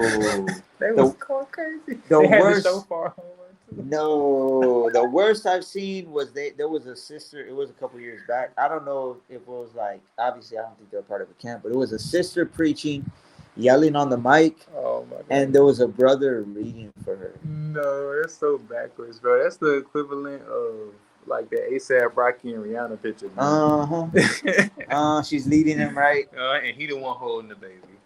Uh huh. That's like Book of Eli, but the chick Mila, what's her name? Mila Kunis is Yeah, the she the one one with the bow and protecting, arrow and all right? that. And he's over there trying to follow her. Uh-huh. But so it saying all that to say it all starts with the man and then it goes down to the woman, right? And if the man that's why in this society and just in Western society and Western culture in general, why they try to remove the man from the household so much and why they try to give so much power to the woman, Yeah. because they know if you cut off the head, the body's gonna fall too as well. And if you have enough sense to actually take a step out of the matrix to see that, it's very simple to see what they're doing. But and you just look at, I mean, I could count just in my family, just in people that I've known from school and whatnot. When you look at all the single mothers, and then not only look at them, right, and how they act, but look at their children, Yeah. you'll know. And I know a lot of you brother, probably all of you brothers and sisters, have seen at least one example to know exactly what I'm talking about, right? Mm-hmm. You look at their children and you got nothing but effeminate little boys, and you got masculine or whorish little girls, Every time. because that's what happens when you don't have a disciplinarian in your household. Sweeter than a cupcake. So you have to build up your house and those in it with wisdom. If you want to get Deuteronomy 6 real quick, 6 and 4 and 6. uh chapter 6, and we'll start on verse 6, Oh, okay. because it's all gonna come down to getting in the word, right? Oh, okay, got you. This is Deuteronomy chapter 6, verse 6. And these words which I command thee this day shall be in thine heart. So the words of the Bible should be in your heart. That's why when it says write them upon the table of your heart in Proverbs, it doesn't literally mean to carve it into your heart, but your mind is your heart, and you have to have precepts on your heart. So when something happens in real life and you're like, lust not after her beauty, boom, Shooting from the right? hip. And you're like, oh, can you do this, blah, blah, blah. It's like, no, well, Sabbath is a sign between me and the Most High, right? It's a perpetual covenant. I can't do that, right? Or when it says, um, to mark them which cause divisions and avoid them, right? These precepts are going to start popping up in your head when you're dealing with certain situations, the more that you have these words on your heart. Go ahead. And thou shalt teach them diligently unto thy children, and shalt talk of them when thou sittest in thine house, and when thou walkest by the way, and when thou liest down, and when thou risest up. So the words that the Most High gives us, we're supposed to teach them diligently unto our children, And that's a law. right? And talk of them when you're sitting in your house. When we study, we're either sitting at the table or in my room or in the living room, sitting down, and we'll talk about it, right? I don't just read it to my children. I'll be like, okay, so what does that mean? Can you give me an example of this? Mm-hmm. And we're all talking about it, right? And when thou walkest by the way. Yesterday, me and Noah, what were we doing? We're in the garden. I was putting the leaves like as mulch and stuff. Mm-hmm. And he was like, "Oh, look, those are popping up. Whatever." He's like, "Are you gonna plant more?" And I was like, "No, there's a time for everything, bro. Like, I'm gonna plant some other ones in a week or 2 weeks, so we can have them popping up and eat them like every week, right?" Constantly. And he was like, "Oh yeah, like there's a time to what did he say, man? He said something like verbatim, That boy and smart. yeah, I was gonna call him, but he probably can't even hear me. But yeah, he said for verbatim, bro, and it was a proud moment. You know what I mean? Like having him be able to quote a scripture that we haven't even read in weeks and weeks. Written You on know what his I heart, mean? man. Written on his heart. Oh, he said there's a time to plant and a time to pluck up. That's what he said. Oh, that Now I boy. was like, yep, Yeah, yep. yes, sir. And he said another one as well, but Noah. There you go. See if he hears me. You want to read 6 and 7 real quick one more time? Con. And these words which I command thee this day shall be in thine heart, and thou shalt teach them diligently unto thy children, and shalt talk of them when thou sittest in thine house, and when thou walkest by the way, and when thou liest down, and when thou risest up. Con. So all the time you're supposed to have these in your heart. You're supposed to be talking about them, right, with your children, with your rib, with your husband, whatever the case may be. When you're laying down, when you're waking up, when you're sitting in your house, right? These are things that need to be on your mind and things you're Mm-hmm. talking about. Want to read Mm-hmm. one more verse? Con. And thou shalt bind them for a sign upon thine hand, and they shall be as frontlets between thine eyes. Con. So how do you bind them for a sign upon your hand? In my understanding, the way you bind it for a sign on your hand is by living it up. So Con. when you actually applying what the scriptures say, that's you binding it as a sign on your hand, because now your actions are lining up with it too. You don't just know it; it's not just in your mind, but now you actually gaining wisdom, right? Which is application of knowledge. You actually doing it. Con. That's like if I asked a brother, oh, okay, well, where do you live? And he's like, yeah, take this exit, just look for this sign, right? It has to be something physical in order for me to see where the exit is. So we have to physically be doing these things to bind them as a sign to the Most High by doing them with our hands, right? Mm-hmm. Remember yesterday when we were in the garden and I said there's a time and a place for everything? There's a time for what? Time to die, a time to heal, a time to break down, and a time to build up. Give me five, bro. My dog. All praise to the Most High. The water, All the praise water. to the You want Most. to say Shabbat Shalom to everybody on here? Yeah. Go ahead. Shabbat shalom. All Yes, right, sir. the water, the water. I just wanted to see if All you right, still buddy. remember. Okay, go back to the room, big dog. Mom, Go back to the Mama's room. Go back to the room, big dog. Thank you. Yes, sir. Man, you know that number verbatim. Con. He even said some different ones than yesterday, bro. You know what I mean? Man, So what? it's in his heart, and he don't even know which ones he pulls. You know what I mean? Yeah, it just comes But out when con. it come out when it come out. All praises. The brother Malak Marcos put con single women or women running the marriage. Absolutely. Right.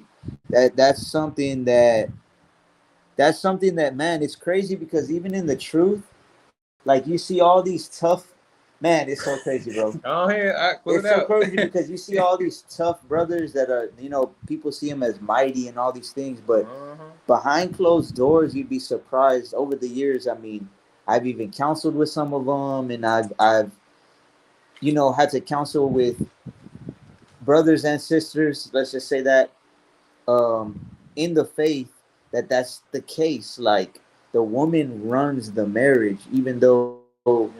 the brother may seem, in front of people, real mighty in the truth and things of that nature. Oh yeah. It's crazy. It's Oh crazy. yeah. That's why, like I told this brother before, and I told my rib as well. Like a lot of things that happen or that the Most High like enables me or us to see, it's like, dang, that's crazy. But at the same time, it doesn't surprise me, Yeah. right? Because there's nothing new under the sun. And when you really think about it and read about all the wickedness that has happened before, it's still happening today. It's just a little bit different because we're in modern, quote unquote, modern times. I would say it's even more wicked. I can't think of the specific book, chapter, and verse, but it says each generation is more wicked than the last. God, and it's gonna get more and more wicked until the end, Mm-hmm. right? Yeah. Khan, the brother put, Khan, all praise to the Most High. Nah, for real. So yeah, so we have to be building up our house in wisdom. And wisdom isn't just reading them the word, right? That's knowledge. Like the brother said earlier, Wisdom is applied knowledge. So it's not enough for them to just know, oh, and they can quote these verses and blah blah blah. You have to actually make them follow and do and live out, bind them upon their hands as a sign. Which, I mean, at times it could be hard if you got a rib that's new to the truth, Yeah. right? If you got a husband that's trying and you're already married with them, there's nothing you can do about it, Yep. right? If you got children that are hitting that age, right? I've dealt with that in the past with one of my children as well. I've mentioned on a couple of different lessons as well. But through the Most High, you trusting in the Most High, having faith that He's going to bring everything to pass. There's certain times, and it's happened to me, where you got to be like Abraham, right? You got to be willing to sacrifice them, not literally. Give it up. You got to be like, you know what? If you ain't gonna get your stuff together, you're gonna have to. It's not gonna be happening here, Yeah, you gonna have to bounce. right? And I know of brothers that have done that with their children. I've done that with one of my children. I know brothers that have done that with their wives before. I've known of brothers that they've had to give them that ultimatum. Look, you're Yeah. either gonna follow the word, or you're gonna get out of my house. Put it on the table. Right, and even in cases where, well, you can't divorce me because the only way you can divorce according to the word, according to Yahushua, is what is Adultery. Adultery. And guess what? That doesn't say you can't kick them out of your house. No, I can put you away. All right. Right? Because like Joshua, we read in Joshua 24:15, said, me and my house will serve the Most High. Mm-hmm. Right? And I known of brothers as well. One brother not too long ago that he had to do that, and guess what? His rib. The last time I talked to him, his rib was doing a whole lot better and back with him and things of that nature. So Start acting right. It can work out if you're centering your house around the Most High, right? But at the same time, you have to be willing to give up anything for the Most High. You can get Matthew. I think it's 19:29. It's so true though, man. That is so very true. You gotta be quick to give it up too. You gotta be real serious and real stern about it, real austere. You can't be double minded like, well, you gotta get out, but no, never mind. Like, no, you can't do all that. And I'm not saying just jump to, all right, you know what, you broke Sabbath, get out. You know what I mean? Nah, you gotta get out of hand for it. Or like I know one of the brothers had told me not too long ago. He said like, yeah, you got brothers putting away their wife because they weren't cooking good enough or stuff. They weren't cleaning enough. You know what I mean? Yeah, I think that's what he said too. Something like she wasn't washing the dishes enough or something. Man, you're not gonna jump to extreme things like that. But at the same time, you give them an opportunity, give them a few opportunities. And if they don't get it together, you have to let them know, like, hey, this is what it's gonna come to. And if you think I'm bluffing, try me. I'm telling you. Because when you really think about it, women, or not even women, but we're talking about women or even men, they don't respect words if they're not backed up by action. Oh, yes, sir. So even in your job, like say you tell your boss, oh yeah, I'm gonna be here on time, but we're gonna fire you, man. I'm sorry. No, we're gonna be here on time. I'm gonna be here on time. Blah blah blah. All right, we'll give you a chance. And you keep how many days is that gonna work? Oh, bro, I might get. You know what I mean? I might get one, maybe two at the max. So saying all that to say, it doesn't matter if we're talking about women right now, but it could be at a job. Anything. It could be anything. It could be anything. They're gonna respect your actions and go off your actions, which they should. Yeah. More than what you say. So you can't be bluffing and expect the woman to respect you. Something you posted a long time ago. It's still on topic. But something you posted, it wasn't even that long ago, but you said it's a difference between compassion versus being a walking doormat. Right? If you say it and you put it on the table and obviously, actions are not lining up, then at some point in time, your spirit is going to feel moved and you're going to have to take that risky action. You're going to have to be willing to do it. And best believe that if you take it and you're not doing it for the wrong reason and it's actually, done for the right purpose, all of that, then it'll work out how it's supposed to work out. Con, exactly. And the brother Marcos posted 1 John 3:18. Dear children, let us not love with words or speech, but with actions and in truth. And that goes both ways, right? Because when we think about love, Love is actually what we're talking about right now. If you read Leviticus 19, 17, and 18, love is correcting people according to the word. Because if you really love them, you don't want them to go off and keep living in disobedience to the Most High and end up being destroyed if they don't repent. So loving them, that may be what they need in order for them to get on track. Is like, look, you know what? Figure out where you want to be at. I gave you this many chances. We're gonna have to separate for a period of time until you get your stuff together. Until when you really want to serve the Most High, you let me know. Holla at your boy. Right? And I know of another brother that has. I told you the good outcome, but I know of another brother probably around 2 years ago, because it was like before 2 Passovers ago, that he said, he got with this girl. He started talking to her. He was teaching her about the truth, whatever. She seemed like she was into it. Started wearing, the dress code, the normal thing people first start doing, which is the dress code. You know what I mean? The Sabbath and the dietary, right? And the dietary. So from there, he ended up marrying her pretty quick. I would not do such a thing. Right? I think it was like a month or less than 2 months, I know for sure. Jeez. And she ended up, you know what? No, I'm not doing this, blah, blah, blah. And he was like, well, we're considered married in the Most High's eyes, blah, blah, blah. And she said, nah, I don't want nothing to do with you. He kept reaching out to her. I think he said like once a week or once a month for I don't know how long. He kept trying to reach out, And he was like, you know what? My hands are clean of it. I know I was too hasty. I'm going to take it as a learning lesson. Better. But at the same time, she wanted to do her own thing. And you can't stop someone from doing or following whatever God they want to follow. That's very true. You can only tell somebody at the end of the day you're going to do what you want. It's only up to you. Like how it says in Philippians 2:12, work out your own salvation. Everybody gets judged according to their own work. Everybody gets a reward for their own labor. And when it comes to protecting your own house, it could go along with this as well. Yeah, you could say certain things or you could have words and speech and stuff like that. But actions is what's really going to show how you're protecting your house, right? And I was going to answer a while back a question that, it's a question I've gotten multiple times. Basically, as far as what should you look in a man, from questions from sisters, right? What should you look for in a man? And I had seen something not too long ago where this dude said, the way I look at it, to sum it all up, it's 4 P's, right? You need a priest, prophet, protector, and provider.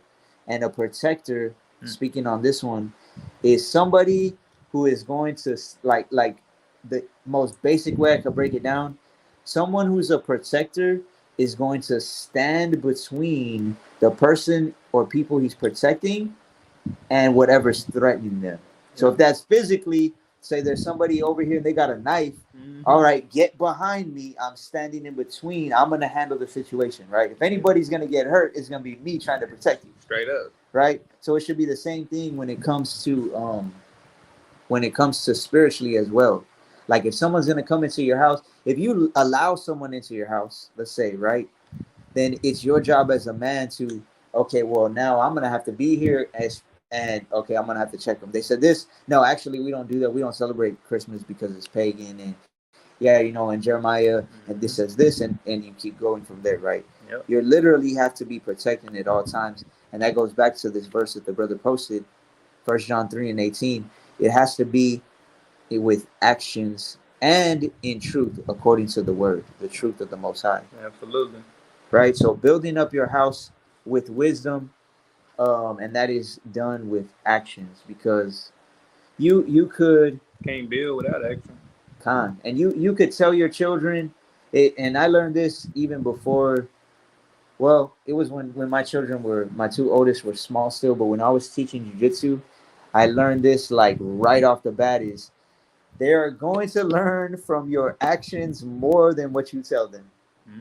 Right? So I would tell them, do this, and then maybe say I'm saying, okay, you're going to do an arm bar, you're going to put your hand here, your leg goes over this way, your other hand goes here, you lift up your hips like this. They would say they do one thing wrong. I'm like, no, your hand doesn't go there on the first move. And they'll be like, no, but you did it like that. And then what? Did I do it like? And then everybody, yeah, you were like this. That's why we're doing it like that. And I'm like, damn, I told them a different way. Yeah. but it doesn't matter because Saw what they're you did. seeing it, right? That's like that saying in the world. It says, I hear what you're saying, but the problem is I see what you're doing, Yeah, and it ain't matching. right? So we have to be very circumspect, especially as men, and then as women, as husbands, and as wives, as fathers, and as mothers, and even as like brothers, right? If I tell this brother something, if I tell him, oh yeah, you gotta have brotherly love, right? Lend me some money, right? This is an example. But then later on, he's like, hey, you got some eggs I could borrow, and when I go to the store, I'll give you a couple more. I'm like, nah, I'm sorry, and I got some there. You know what I mean? Our actions are gonna speak a lot louder than our words. Absolutely. So number 7, you want to get Philippians 2:2 one more time? I know we Kind. already read it. Number 7 is to be on one accord. To be on one accord and to have compassion, mercy, helping one another. Philippians chapter 2, verse 2. Fulfill ye my joy, that ye be like minded, having the same love, being of one accord, of one mind. So being on one accord, right? We all have to be in the same boat.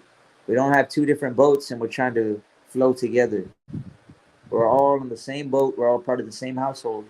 So, what's the brother's name on Instagram? See his face. I see his fro. Um, Afro. Spiritual Shooter on Instagram. He had posted something probably a couple weeks ago, and it basically said he he posted the verse, whatever you're doing to men, or do unto men whatever you would they do unto you. Yeah, So he just said something that helped him in his marriage is if you wouldn't want them to talk to you that way, then don't talk to them that way. Or fair if you, enough. right? So that's being on one accord. Like, all right, well, you said this and you said it like this. You want me to talk to you like that? No? Okay, well, then you shouldn't talk to me like that. Right? And also having compassion. None of us are perfect. We all know we're all going to make mistakes. But as you move forward, you shouldn't be making the same mistakes over and over and over, especially if you've already done it over and over and over. We all have to learn. A big part of knowledge and it turning into wisdom is when we apply it, knowledge, and it turns into wisdom. And then We're you not gain gonna understanding from it. we're gonna gain the understanding to not make the same mistakes. Hmm. Like me and this brother. Now, when we do jujitsu, the simplest thing: keep my chin down so I Yeah, won't get choked. yeah. It's a reflex Right? now. So you should learn through these things. So, like the brother said earlier about a post I made not too long ago, having compassion, of course, like the brother just said, compassion and patience. Right? Just like we need the Most High, we've needed the Most High all throughout our lives to be patient with us. We got to be patient with certain people as well. But there comes a point in time where people will take your compassion and patience Yeah. as weakness, Oh yeah. and they'll try to treat you like a doormat. And then you gotta put that foot down. And then you flip that doormat over, you're like, this ain't your doormat. Yeah, get your ass up. Right? And it's funny because a lot of people think, like a lot of people, especially in the world, they think, oh, they're following the Bible, they're soft, or they're this and that. If you are soft for following the Bible, let's just put it this way, right? To not get off topic, following the Bible is one of the hardest things to do. Yeah. To move in wisdom and live by wisdom is one of the hardest things to do. That's why very little people actually try to do it. Yeah, that's what I'm saying. Right? Compassion, being compassionate sometimes is really hard. Having patience sometimes is really hard. That's actually very hard to be real with you to maintain patience at least. Time. But at the same time, when you're having compassion, mercy, patience, you reap what you sow. Right? So as you're giving it, you should be getting it as well from the Most High. So let me ask you this then, for somebody who might be listening to this later. In the most simplest terms that you can possibly put it in, how would you explain compassion to a young kid? like on what it means to be compassionate towards somebody. To a young kid. Yeah, 'cause I feel like that's the easiest way to explain it to somebody that's grown too. How would you explain what it means to be compassionate, and then what it looks like to be a doormat? All right, I'm gonna get the definition of it in a minute because you know I like definitions. But Okay. what I just told my rib the other day is I have empathy for a lot of people. Mm-hmm. Like empathy, I can put myself in their position, Mm-hmm. and I could be like, oh damn, this happened. I can understand why that happened. That sucks. I've been in that position. I know how that feels. I could talk to them, give them the word on it. But I have less and less sympathy for people Mm-hmm. when they know what's wrong Mm-hmm. and they keep doing it and it keeps happening to them, right? And I'm saying that because the definition of compassion is sympathetic pity and concern for the sufferings or misfortunes of others. So, having pity and being sympathetic for suffering and misfortunes of other people, right? So, when somebody, let's say, and just giving an example, right? Not saying this is true or this is happening or whatever, right? Let's say my rib has something she's suffering for because she did something and she's getting punished for it, whatever, right? And then I have sympathy, I have pity, and I'm like, man, that sucks. I'm here for you, but at the same time, it's because of this, this, and this. So you got to correct it, Mm-hmm. right? So you have compassion. But then there comes a point in time where they know what they're doing. Mm-hmm. It's just like the same thing with the kid, like how it says that scripture that we always quote, like who's gonna pity a snake charmer, Nobody. right? Or who's gonna pity someone who gets bit by a wild beast who Yeah. comes near it? Yep. If you know it's a beast and you get bit by it, well, who's gonna pity you, right? And that's like there's a couple stories. Like there's the Native American story that I've told a couple times, and then there's a story of the scorpion and the frog. It says there's a scorpion and a frog, and the frog helps the scorpion across the street, and then the scorpion stings the frog and it's dying. It's like, man, why'd you do that? And it was like, you knew I was a scorpion. It's in my nature, right? So you can have compassion on people, but there comes a point and be patient with them, right?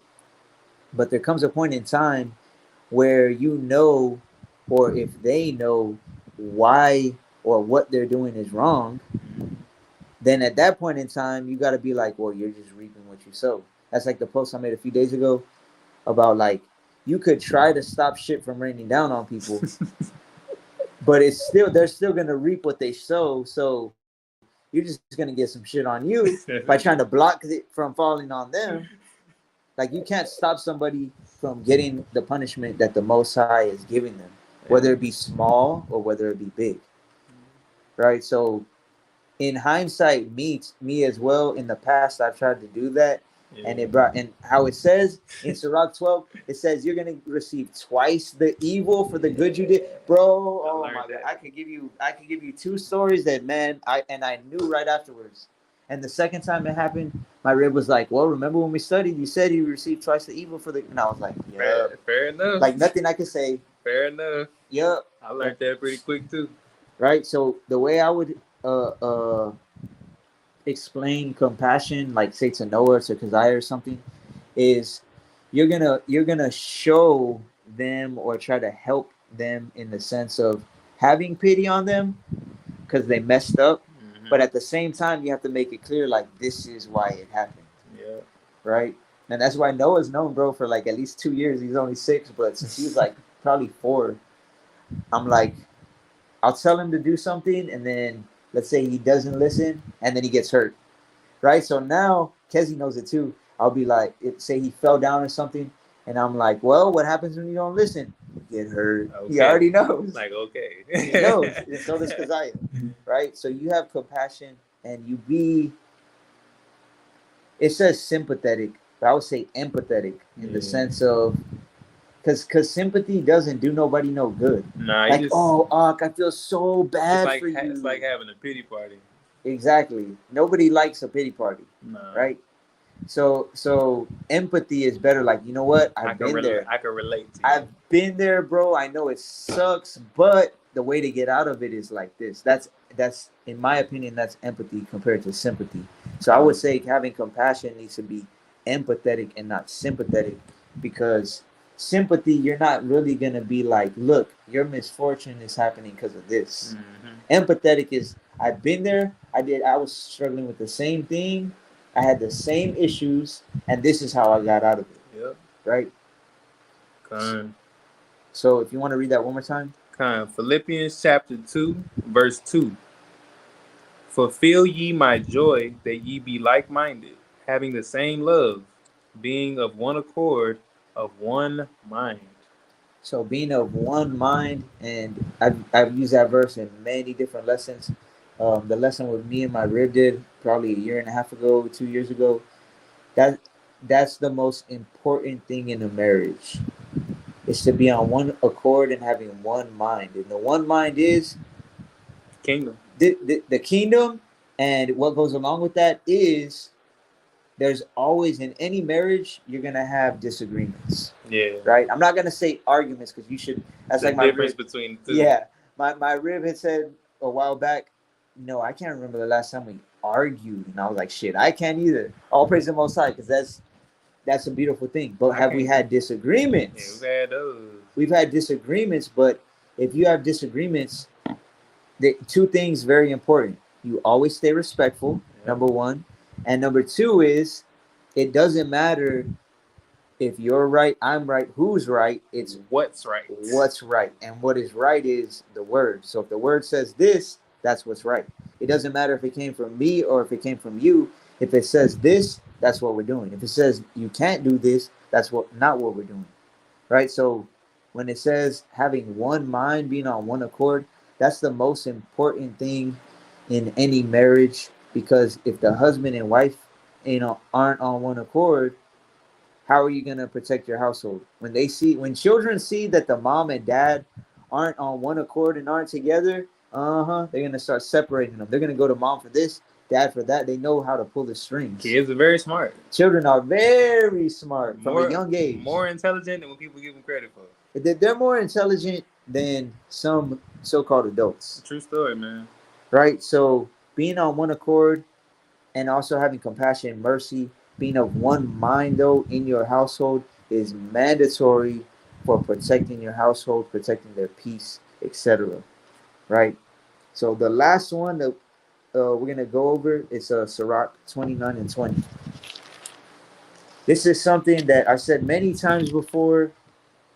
I learned this before coming into the truth by one of my uncles, who's not even, he doesn't really follow the word. He's Catholic, but he was one of those people that has some worldly wisdom that can actually go hand in hand with the word. I wish I would have learned this back when I was in the world, because I was the opposite of this. I would go a little bit too far. I think all of us at one point or multiple points have done this. I've been too generous. But this is Sirach chapter 29, verse 20. Help thy neighbor according to thy power, and beware that thou thyself fall not into the same. So us as men especially, we have to understand that our house has to come first. It's not being selfish. It's us prioritizing what the Most High has given us, that we're actually commanded to take care of. So our house has to come first. We can help our neighbors only if it doesn't hinder our own household. Absolutely. Right? So how could it make sense if, let's say, this brother, just as an example, let's say he's, oh, hey, can I borrow $300? I'm going to blah, blah, blah. I'm going to do this. And I'm going to be like, okay, well, I got to see. Let me see how much I have saved. Let me see. Let me check with my rib if we have anything coming up that she needs, that the children need, whatever the case may be. And I'll get back to you. It's not, oh, he's my brother and blah, blah, blah. Yeah, I'll lend it to you. And then I'm over here asking somebody else for money when I just lent money that I could have used on my own household to somebody else. That's me falling into the exact same thing. You want to read it one more time? Help thy neighbor according to thy power, and beware that thou thyself fall not into the same. So help them according to your own power. don't fall into the same thing. And I've seen so many. This happened to me too. Years past, right? I learned this a long time ago the hard way, as most people do. But also, now that I think about it, you could pertain it to like when I was teaching jujitsu or teaching MMA, right? You'll have a white belt. Let's say this brother has 2 stripes on his white belt, and a brand new white belt comes in, and then he's like, "Oh, well, I don't know how to do an armbar, blah blah blah." And then this brother goes and tells him, and he's like, "Yeah, you do it like this and like that." And then the brother's like, "Well, what if they put their hand here?" And then he's like, "Well, I don't know," right? And he falls into the same thing. We're supposed to help each other according to our own power, Yeah, whether that be financially, whether that be spiritually, whatever way I can help. right? There could be some people, let's say you're new to the truth, you've been in the truth 2 months, and then a brother comes to you and they ask you a question on, I don't know, let's just say marriage, since that's what we're talking about, right? And you're not even married, or you just got married a month ago. Right, and you don't have experience, and then you tell him, you give him advice, and then he's like, "Man, I took your advice, and look, this and this and this happened, and blah blah," and then you're just like, "Shit, that's my bad." Yeah, I wouldn't have gave him no advice. And you know what? That actually happened to me too, right? And he falls into the same. So it's according to your own power, and that's why there's certain even like prophecies. Certain brothers have asked me about, "Hey, do you think this is actually talking about this?" And if I don't know, I'm gonna tell them straight up. You know what? I'm not seasoned enough in that particular prophecy. Yeah. There's over 2,000 prophecies in the Bible. You feel me? Right? Nobody knows how to break down every single one. I don't care what anybody says. Nobody has 144% truth. None of that. Right? So we can't. We should help people according to our own power, whether it be financially, whether it be scripturally, spiritually, mentally, emotionally, whatever the case may be, and beware that you fall not into the same. And I'll give you one more example. Right? There was a person a while back, probably a year ago, close to a year ago, that was struggling emotionally. Someone in the truth, struggling emotionally, and had these certain problems, mental type of issues. Brought them into my house, and then someone in my house started having the exact same problems. Right? So what's that movie called, Fallen? Fallen. The spirit just jumps person to person. Right? So you have to be very careful who you bring into your house, who you hang around, and beware that you don't fall into the exact same thing, right? Because that happens a lot. Not just saying myself, but other brothers and sisters that have talked to me about it as well. That happens very, very often, right? Um, what was the brother that Kingdom Minded? If you're still on here and you still got that question, you can go ahead and ask it. Uh, Marcos, that was Philippians 2:2. Philippians 2:2. If anyone else has any other questions, I'll give it about a minute, and if not, we'll go ahead and close it out. You want to get Joshua 24:15 one more time, Baba Kashaw? There you go.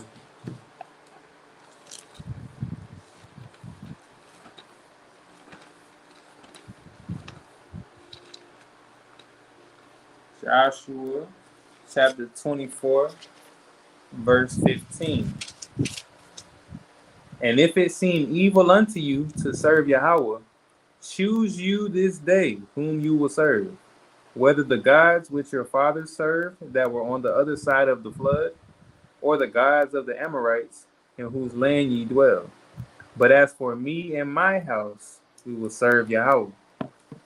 Khan. So that's the attitude that we always have to have, especially as men, as the heads of our household. Even if you're just the head of yourself, you don't have a wife, even if you don't have children, right? You still have to look. Anybody in my house is going to serve the Most High. Oh, this person needs to come and stay with me. It's according to my power. I got an extra room. They could throw in a little bit of money if they can, whatever the case may be. But you know what? We don't need this. I don't need this here. On Sabbath, you can't break Sabbath in my house. You want to leave, whatever the case may be, right? Anyone in my household will serve the Most High. To sum it up, that is how you protect your household in the faith, right? So the brother said, now my my question is that I was working a nice paying job and lost it due to being. You want to get a Ecclesiastes 3 real quick? Yep. And lost it due to it being messed over. I don't know exactly what you mean by due to it being messed over. It must have mean it was probably some discrepancies within the higher ups at their job or something like that. Khan, I already got a few precepts that come to mind, but if you want to explain what you mean by being messed over, made a lot of money, but now losing everything that I worked for. I've been through, I've been through it this year, this last year, but now again. Yeah, I got a Now few I'm precepts too. Khan. Now I'm confused. Need some advice because everything was looking good coming from losing my apartment to new job, now losing the job back to where I was last year. Khan. So I'm gonna give you a couple precepts real quick. Mm-hmm. This is Ecclesiastes chapter 3, verse 1. To everything there is a season and a time to every purpose under the heaven. A time to be born and a time to die. A time to plant and a time to pluck up that which is planted. A time to kill and a time to heal. A time to break down and a time to build up. A time to weep and a time to laugh. A time to mourn and a time to dance. A time to cast away stones and a time to gather stones together. A time to embrace and a time to refrain from embracing. A time to get and a time to lose. A time to keep and a time to cast away. A time to rent and a time to sow. A time to keep silence and a time to speak. A time to love and a time to hate. A time of war and a time of peace. So there's a time for everything under the sun, Yep. right? There was a time for the Most High to plant you into that job, and then there's a time to get plucked up from it, right? Yeah. And I've been through similar situations to that as well. You We all have, sure did. I right? went through it. There's a time to weep. There's a time to laugh. There's a time, like the brother really touched on, is a time to get and a Time time to lose. to lose. There's a time if you're moving in wisdom, and I'm not saying you aren't or are, and you don't have to touch on it if you don't want to. When you have a good job, that's a good time to. This is something that I learned a long time ago. When I get a good amount of money, all in the past for years, it would be like, oh man, I just got this much money. All right, I'm gonna pay my rent off for 6 months, Yep. right? So then when there's times that say I didn't have that much work, at least I know we got a place to stay, Mm-hmm. right? We got light, we got water, we got a place to stay, we got food, we're good. If anything, maybe okay, we can't go out to eat, whatever in the past, right? We don't like to go out to eat it as it is, but just giving an example, Mm-hmm. right? But there's a time for all of that. And knowing, I just told a brother earlier today, life is about seasons, right? So in these seasons, knowing that life is about seasons, we should know, hey, winter eventually comes, Oh yeah. right? So if I'm sowing all this hard work, I know I'm going to reap it, right? But you got to keep on sowing in order to reap. And if Mm-hmm. you don't have the opportunity to sow, being in your case like at a job, then you should know, okay, what I reaped, maybe I should be holding on to it a little bit more. It's like we had said months ago. It's a whole lot easier to save what you've got And then to make more. than to go out there and make more, right? Specifically talking about money. Absolutely. You got a precept? Con. It's just this is a verse that I always think about, where no matter what goes on, you got to understand who controls everything. This is Sirach chapter 11, verse 14. Prosperity and adversity, life and death, poverty and riches come of Yahweh. So no matter what you go through, I don't care what nobody say, whether you may be getting judged, whether it's chastisement, whether it's the furnace, whatever the case may be, every side of the spectrum that you can possibly fall on is because of the Most High.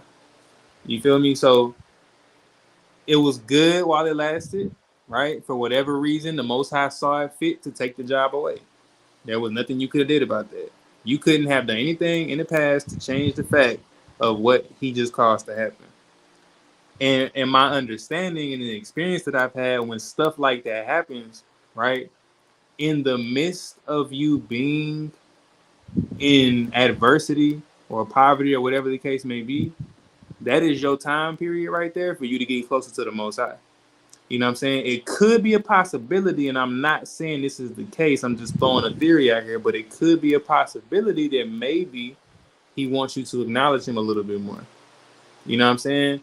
I'm not saying that you don't, but understanding this verse that everything comes from him, the good and the bad, prosperity, adversity, poverty, riches, life and death, everything is because of him, right? Who else can you turn to but him? Makes sense? Con, and I agree 100%. I mean, we can't tell you without. That's something I always tell people is like you have to have more details. Everything's a case by case basis to know Yeah, you know to it give better a than we do. righteous to give a righteous judgment on. Okay, it could have been because of this, or there's certain times where hey this happened, and you know what, the day before I did this, I know it was a punishment. Okay, well if you know it's a punishment, look, these are some verses to back that up, right? But what the brother said is true, and this is just another precept to go along with that. It's First Samuel 2:7. Um, and could you get Philippians 4:12, Baba Kishal? This is First Samuel 2:7. Yahweh maketh poor and maketh rich. He bringeth low and lifteth up. He raiseth up the poor out of the dust and lifteth up the beggar from the dunghill to set them among princes and to make them inherit the throne of glory. So in the end, or in the beginning and the middle and the end, the Most High is the one who makes poor, he makes rich, he lifts up people, he brings down people, right? And like the brother said, it could be a test of faith. Who knows? It Could could, be. because how do you prove your faith if everything's going smooth, Yeah. right? If everything's perfect, you could say, "Oh, I got great faith." Well, Yeah. it's not really faith because faith is in something that's not seen, right? So it could be a test of faith. It could also be a chastisement. Could Maybe be. you did something Mm-hmm. that you know you weren't supposed to do, and it caused you to lose your job, Like right? I know for me, I got prideful at one point in time. I got super prideful back in the world, and the Most High stripped everything from me and took me down to the dirt. And I didn't realize until like a month later, and I was getting chastised the whole time. It was also building my faith in the mix, but primarily it was judgment, and I was getting chastised for it. Con. It could also be you just going through the fire. He's trying to prove you, right? He's gonna see whether you're gonna lean on yourself Yeah. to get yourself out of it, if you're gonna lean more on him, etc. Yep. Right? Well, go ahead, Ak. This is Philippians chapter 4, verse 12. I know both how to be abased and I know how to abound. Everywhere and in all things I am instructed, both to be full and to be hungry, both to abound and to suffer need. So I love this verse because this is what he's saying. He's telling you that we in this life, right, understand that there is a season to everything, right? There's a time where you get, there's a time where you lose.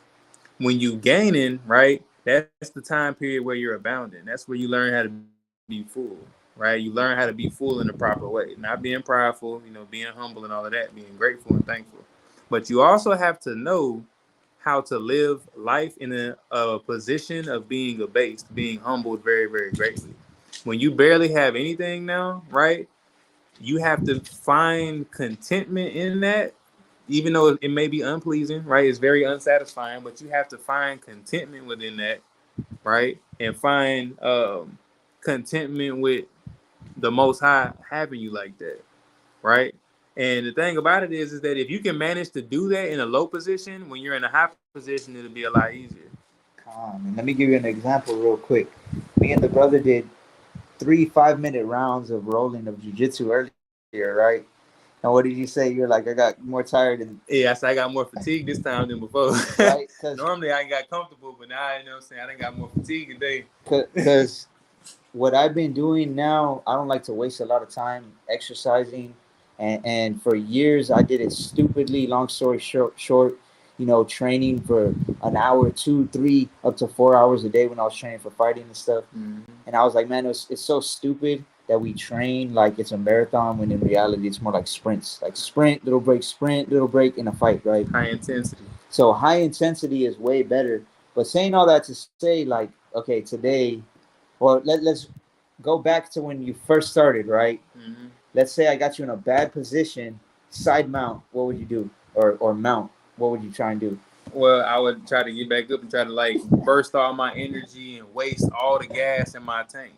Literally, I Calm, was burning fuel like it wasn't nothing because I ain't know no calm. better. So you would most people, if they get in bad position and they get somebody, just imagine you're on your back and someone's on top of you, right? Trying to choke you or trying to hit you. Most people's reaction is to freak out and spaz out, and exactly what he said is exactly what happens to everybody if you do that. You freak out and you burn all your energy, right? So the same thing spiritually, when you're in a bad position, you have to know how to be in that position without losing faith, without losing all your energy, right? Mm-hmm. And this is the same verse. This is Philippians 4 and 12 in the NLT. It says, I know how to live on almost nothing or with everything. So you have to know how to be in that position. I've had over the years, let's just put it this way, I'll use something that everybody can relate to. Food, right? Mm-hmm. Over the years, I've had to live years and years ago. It would be on like sandwiches and spaghettios and microwave ramen noodles, Peanut butter jelly. right? Every day. And I could do it Yeah. every day, right? And now, maybe we get to eat some lamb once in the week. Yeah. Then maybe my rib gets to cook every day for dinner, Got some clean every day for water every breakfast, day. right? You know how to live on almost nothing. Paul was saying, I know how to live on almost nothing or with everything. Man, I was eating straight flour, making my own unleavened bread. Dokkan. Just salt, flour, and some vegetable oil. It wasn't even that good. Living like the Israelites when they left Man, Egypt. for real, I'm sleeping on the floor, and I make about 12 of them, and I stretch it throughout the day. I would only eat that one time throughout the day, and I learned how to like control my stomach basically. Khan. So you have to know how to live on almost nothing or with everything. And the thing is, knowing how to do that, it can't be the same, right? Knowing that there's seasons, like both of us were saying, if you know, and maybe you already do know, maybe you just learned your lesson and now you know for the future, Mm-hmm. right? When there's a season of prosperity, or it's like Joseph when he knew the famine was coming, what did he do? Used it wisely. He saved up in a bunch of different storehouses in different cities because he knew a famine was coming, right? So you can't go and just live like a king and blow all of it, which most people do, Yeah. right? And it's like I've said before, there used to be a documentary on Netflix about people that won the lottery, and within a couple years, 90 some% of them got no money, Probably ain't store up nothing. right? Because they don't know how to do it, how to deal with it, how to handle it. So I'm gonna read the whole thing all the way through. This is Philippians 4 and 12 in the NLT. I know how to live on almost nothing or with everything. I have learned the secret of living in every situation, whether it is with a full stomach or empty, with plenty or with little. Mm-hmm. So we've all been in, I would say probably the majority of us have all been in both of those different situations. Living with almost nothing and living with everything you need. And Yep. that's why it's like a while back, I had heard this brother say something and I was like, yep, that's true. I'm glad I heard that, even though it doesn't pertain to me in a negative way. But he said, imagine if you only had today what you thanked the Most High for yesterday. Mm. So imagine you didn't thank it for your house, you didn't Mm. thank it for your job, you didn't thank it for your car, your rib, Damn. your food, your water, Damn, that's tough. right? Imagine if that was the case. Yeah, I think of everything. That's why you gotta make sure you're thanking the Most High for, and that's why also, like that video that we did a while back. about pray, if you think of pray as an acronym, right? When you pray, P, it starts with P, giving him praise. And part of giving him praise is thanking him for everything, Mm-hmm. right? Then you ask for forgiveness, repent. Then you can ask for things like that you need or things that you want, moving forward.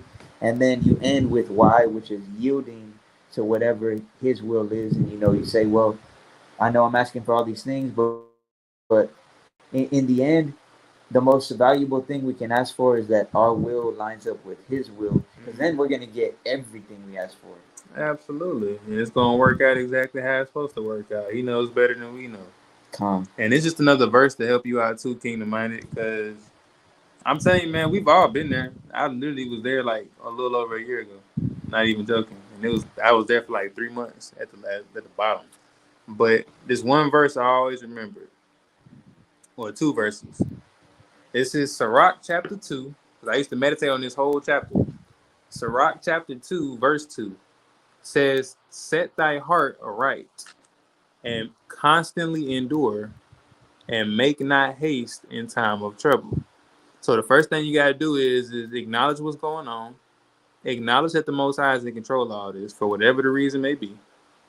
And set your mind right. Set your mind on him, because the only way you're going to get out of it is through him.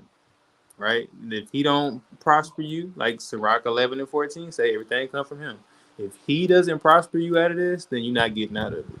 And most high willing, he gets you out of it. But you have to set your mind right first, endure what the season is that you're going through, right? Because everybody has to deal with it. The rain falls on both the just and the unjust, like Yahushua said. And most importantly, it says, make not haste in time of trouble. So don't be hasty to do anything in your low position right now. If you're in a position of low estate, whatever the case may be, do not be hasty by any means whatsoever. I just posted this on my story like yesterday, where literally I said hastiness is not good for any area of your life whatsoever. It's all about patience when you deal with the Most High. It's not going to be the most pleasant thing, but I'm telling you right now, it is not good to be hasty. And then verse 4 says, whatsoever is brought upon you. So whatever manages to happen at whatever season, take it cheerfully and be patient when you are changed to a lower state. You got to be patient with all this. And in due time, it'll, work itself out how it's supposed to. You got to be content with that. Khan. Khan. I agree with everything the brother said. And like he said, I would say that's definitely the rule, is don't be hasty with anything. And the only exception to the rule is to be hasty to follow after the Most High. Follow what you read something. Oh shit, I was doing this and it's against what it said. Yeah. Then you're hasty to follow it. But the rule still stands. Mm-hmm. Being hasty in almost any area of life is never a good thing, because let's say you try and get yourself out of that situation and it's not the Most High's will. It's not going to work out anyways. Yeah, so now you just put yourself in a hole possibly. Or, you just waste the energy. Tom, you want to read that real quick? He said, one thing I can say is the Most High blessed me with a car in the midst of all this. And that job was taking me away from the word. So now I understand what scriptures you brothers providing with. See, all praise to the Most High, because I'm gonna be real with you. I would be a liar if I sit here and say I understand what the Most High is doing in your life, because I don't. You know what I'm saying? I don't even understand what he does in my life most of the time. We don't realize it until after it's done. I was talking to my Rib about this earlier, right? Well, I literally did a lesson with her on, and this pertains to you, brother. The Most High's works are unknown amongst us, right? You don't realize when he intervenes in our life until after or in the midst of it. And that's only when he decides to open your eyes. So if he blessed you with a vehicle, right, that might have been, a big blessing because maybe you needed it, right? And on top of that, it says the job was taking you away from the word. Okay, well, maybe this is a possibility. I'm not saying this is what it is, but the way that it would cross my mind is, okay, well, maybe the Most High is taking the job away because, like it says in Exodus 20, right, thou shalt have no other gods before me, right? Gods just means power, so nothing can have more power over you than the Most High. So maybe this could be him trying to refocus you back on him. Possibility, you know what I'm saying? You want to get Deuteronomy 10 and 21? Con. Yeah, we'll give you two more scriptures, Doc, and then we'll go ahead and close it out. But yeah, all praise to the Most High, that you can get a little bit of clarity through the scriptures that He's using us to give you. So this, I'm gonna read Psalm 65 and 5 real quick, and then we'll close it out with Deuteronomy 10:21. So this is Psalm 65 and 5. It says, "By terrible things." Salakia, let me get the KJV real quick. You can go ahead and read yours first, Doc. Con. This is Deuteronomy chapter 10, verse 21. He is thy praise, and he is thy God that hath done for thee these great and terrible things which thine eyes have seen. So when the Most High is your God, obviously He's gonna do great things for you, like it says here. But He can also do terrible things. I'm sure your first reaction, losing the job, would be, "This is terrible," Yeah. right? I was making all this money. It was such a blessing. But now looking at it, it could end up being a great thing if that job was leading you astray from the Most High and from studying and things of that nature. So this is Psalm 65 and 5. By terrible things in righteousness will thou answer us, O God of our salvation, who art the confidence of all the ends of the earth and of them that are afar off upon the sea. So it says, by terrible things in righteousness, the Most High answers us sometimes. Mm-hmm. So in order for it to turn out righteous and for you to get back to studying and striving to serve Him like you were before, right? Maybe He had to do that terrible thing and take away that job. And who's to say He doesn't give you something better, Yeah. right? Yahushua said it best, man. He said, "Seek ye the kingdom first. Seek the kingdom first. Seek the Most High first, and everything else will be added unto you." If you turn to Him first and acknowledge the fact that everything comes from Him and Him only, none other, not us, not anybody else. The Most High is the only one that gives and He takes away. Just like in Deuteronomy chapter 8, like it says in Sirach chapter 11, right? Everything comes from Him. So if you acknowledge Him first and turn to Him and continue to obey Him, then Most High willing, according to the scriptures, He'll give you that back and then some. But whenever your season is up, it'll be up, and whatever's gonna happen is gonna happen. And actually, this is Psalm 145 and 17. It says, Yahweh is righteous in all His ways and holy in all His works. So no matter what He does, if He kills someone, like it says, He kills and He gives life, right? If He kills somebody, it's actually a holy thing. It's a righteous thing for Him to do. If He punishes somebody, right? It's a righteous and holy thing for Him to do. If He blesses somebody, it's a holy and righteous thing for Him to do. And sometimes, or many times, people will have a problem with when He blesses somebody. They'll be jealous, or they'll spread rumors or backbite or tail bear and things of that nature, right? It doesn't matter. The Most High is righteous in His ways either way. And if somebody gets punished, and what's something people always say, why would God let this happen? He's such a good person. Because He's righteous and holy in all His works and all His ways. So either way, if you trust in the Most High and have faith in Him, good things can come out from something we may see as terrible, right? Absolutely. Just like when the story of Joseph, right? I'm pretty sure he thought it was terrible to get sold into slavery by his brothers, but you see how it turned out for him. Exactly. Job 36 and 15. He delivereth the poor in his affliction and openeth their ears in oppression. Open your ears to what? So think about it like this. When you're in affliction, when you're in oppression, when you're poor, He's gonna open up your, Most High willing, He's gonna open up your ears to know, okay, look, this is the way you need to go now. And somebody who's wise is going to listen and hear, and is going to do what they need to be doing in order to get out of that affliction and get back on track, right? Yeah. Don't second guess yourself, man. I posted this too. A lot of us know what we're supposed to be doing. A lot of the times the Most High will put it on your spirit, He'll put it on your mind, right? And He'll make it real clear for you to comprehend and understand. So a lot of the times we know what we're supposed to do, but we tend to seek for somebody else to tell us that we're right. When in our reality, the Most High is already telling you. So I say all that to say this, and the brother says all that to say this. Everything gonna work itself out for you, brother. But the most important thing for you in this moment and in all things is just a lesson to remember in every season of your life is turn to the Most High first, and He'll direct you through the situation to wherever He wants you to be at next. Because He's the only one in control. I can't snap my fingers and change it for you. Ain't nobody else do it. But it's all gonna work itself out as long as you don't give up, brother. Con, most definitely. So with that, you want to say anything else Doc, before we close it out? Man, that's it, man. I feel like everything's been said. Um, I mean, that was. It's like Proverbs 16:1. The answer of the tongue is from the Most High. So whatever's been said tonight, all this is for a reason. Con. So with that, I'll go ahead and close it out. The brother said, when y'all's next live, whenever the Most High puts the time and the spirit on us to do it. It's like, what was that verse you posted the other day? I think it's Acts 1:7, where it says it's not for you to know the times and the seasons. Yeah. Whenever the Most High gives me a good topic, it could be tomorrow, it could be the next day, it could be sometime this week. Man. Right. Whenever He wanted to be done. Con.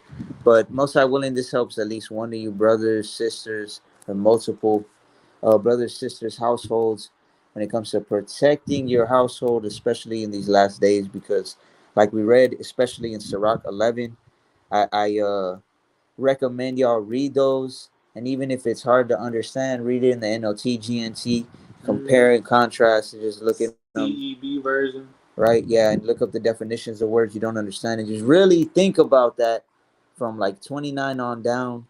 It's a very good warning. It's very good knowledge on protecting your house and what will happen to your house. What's guaranteed to happen to your house if you're not protecting your house, right? Because even when we're sleeping, we know evil is still working, right? So we have to be very vigilant, especially in these last days.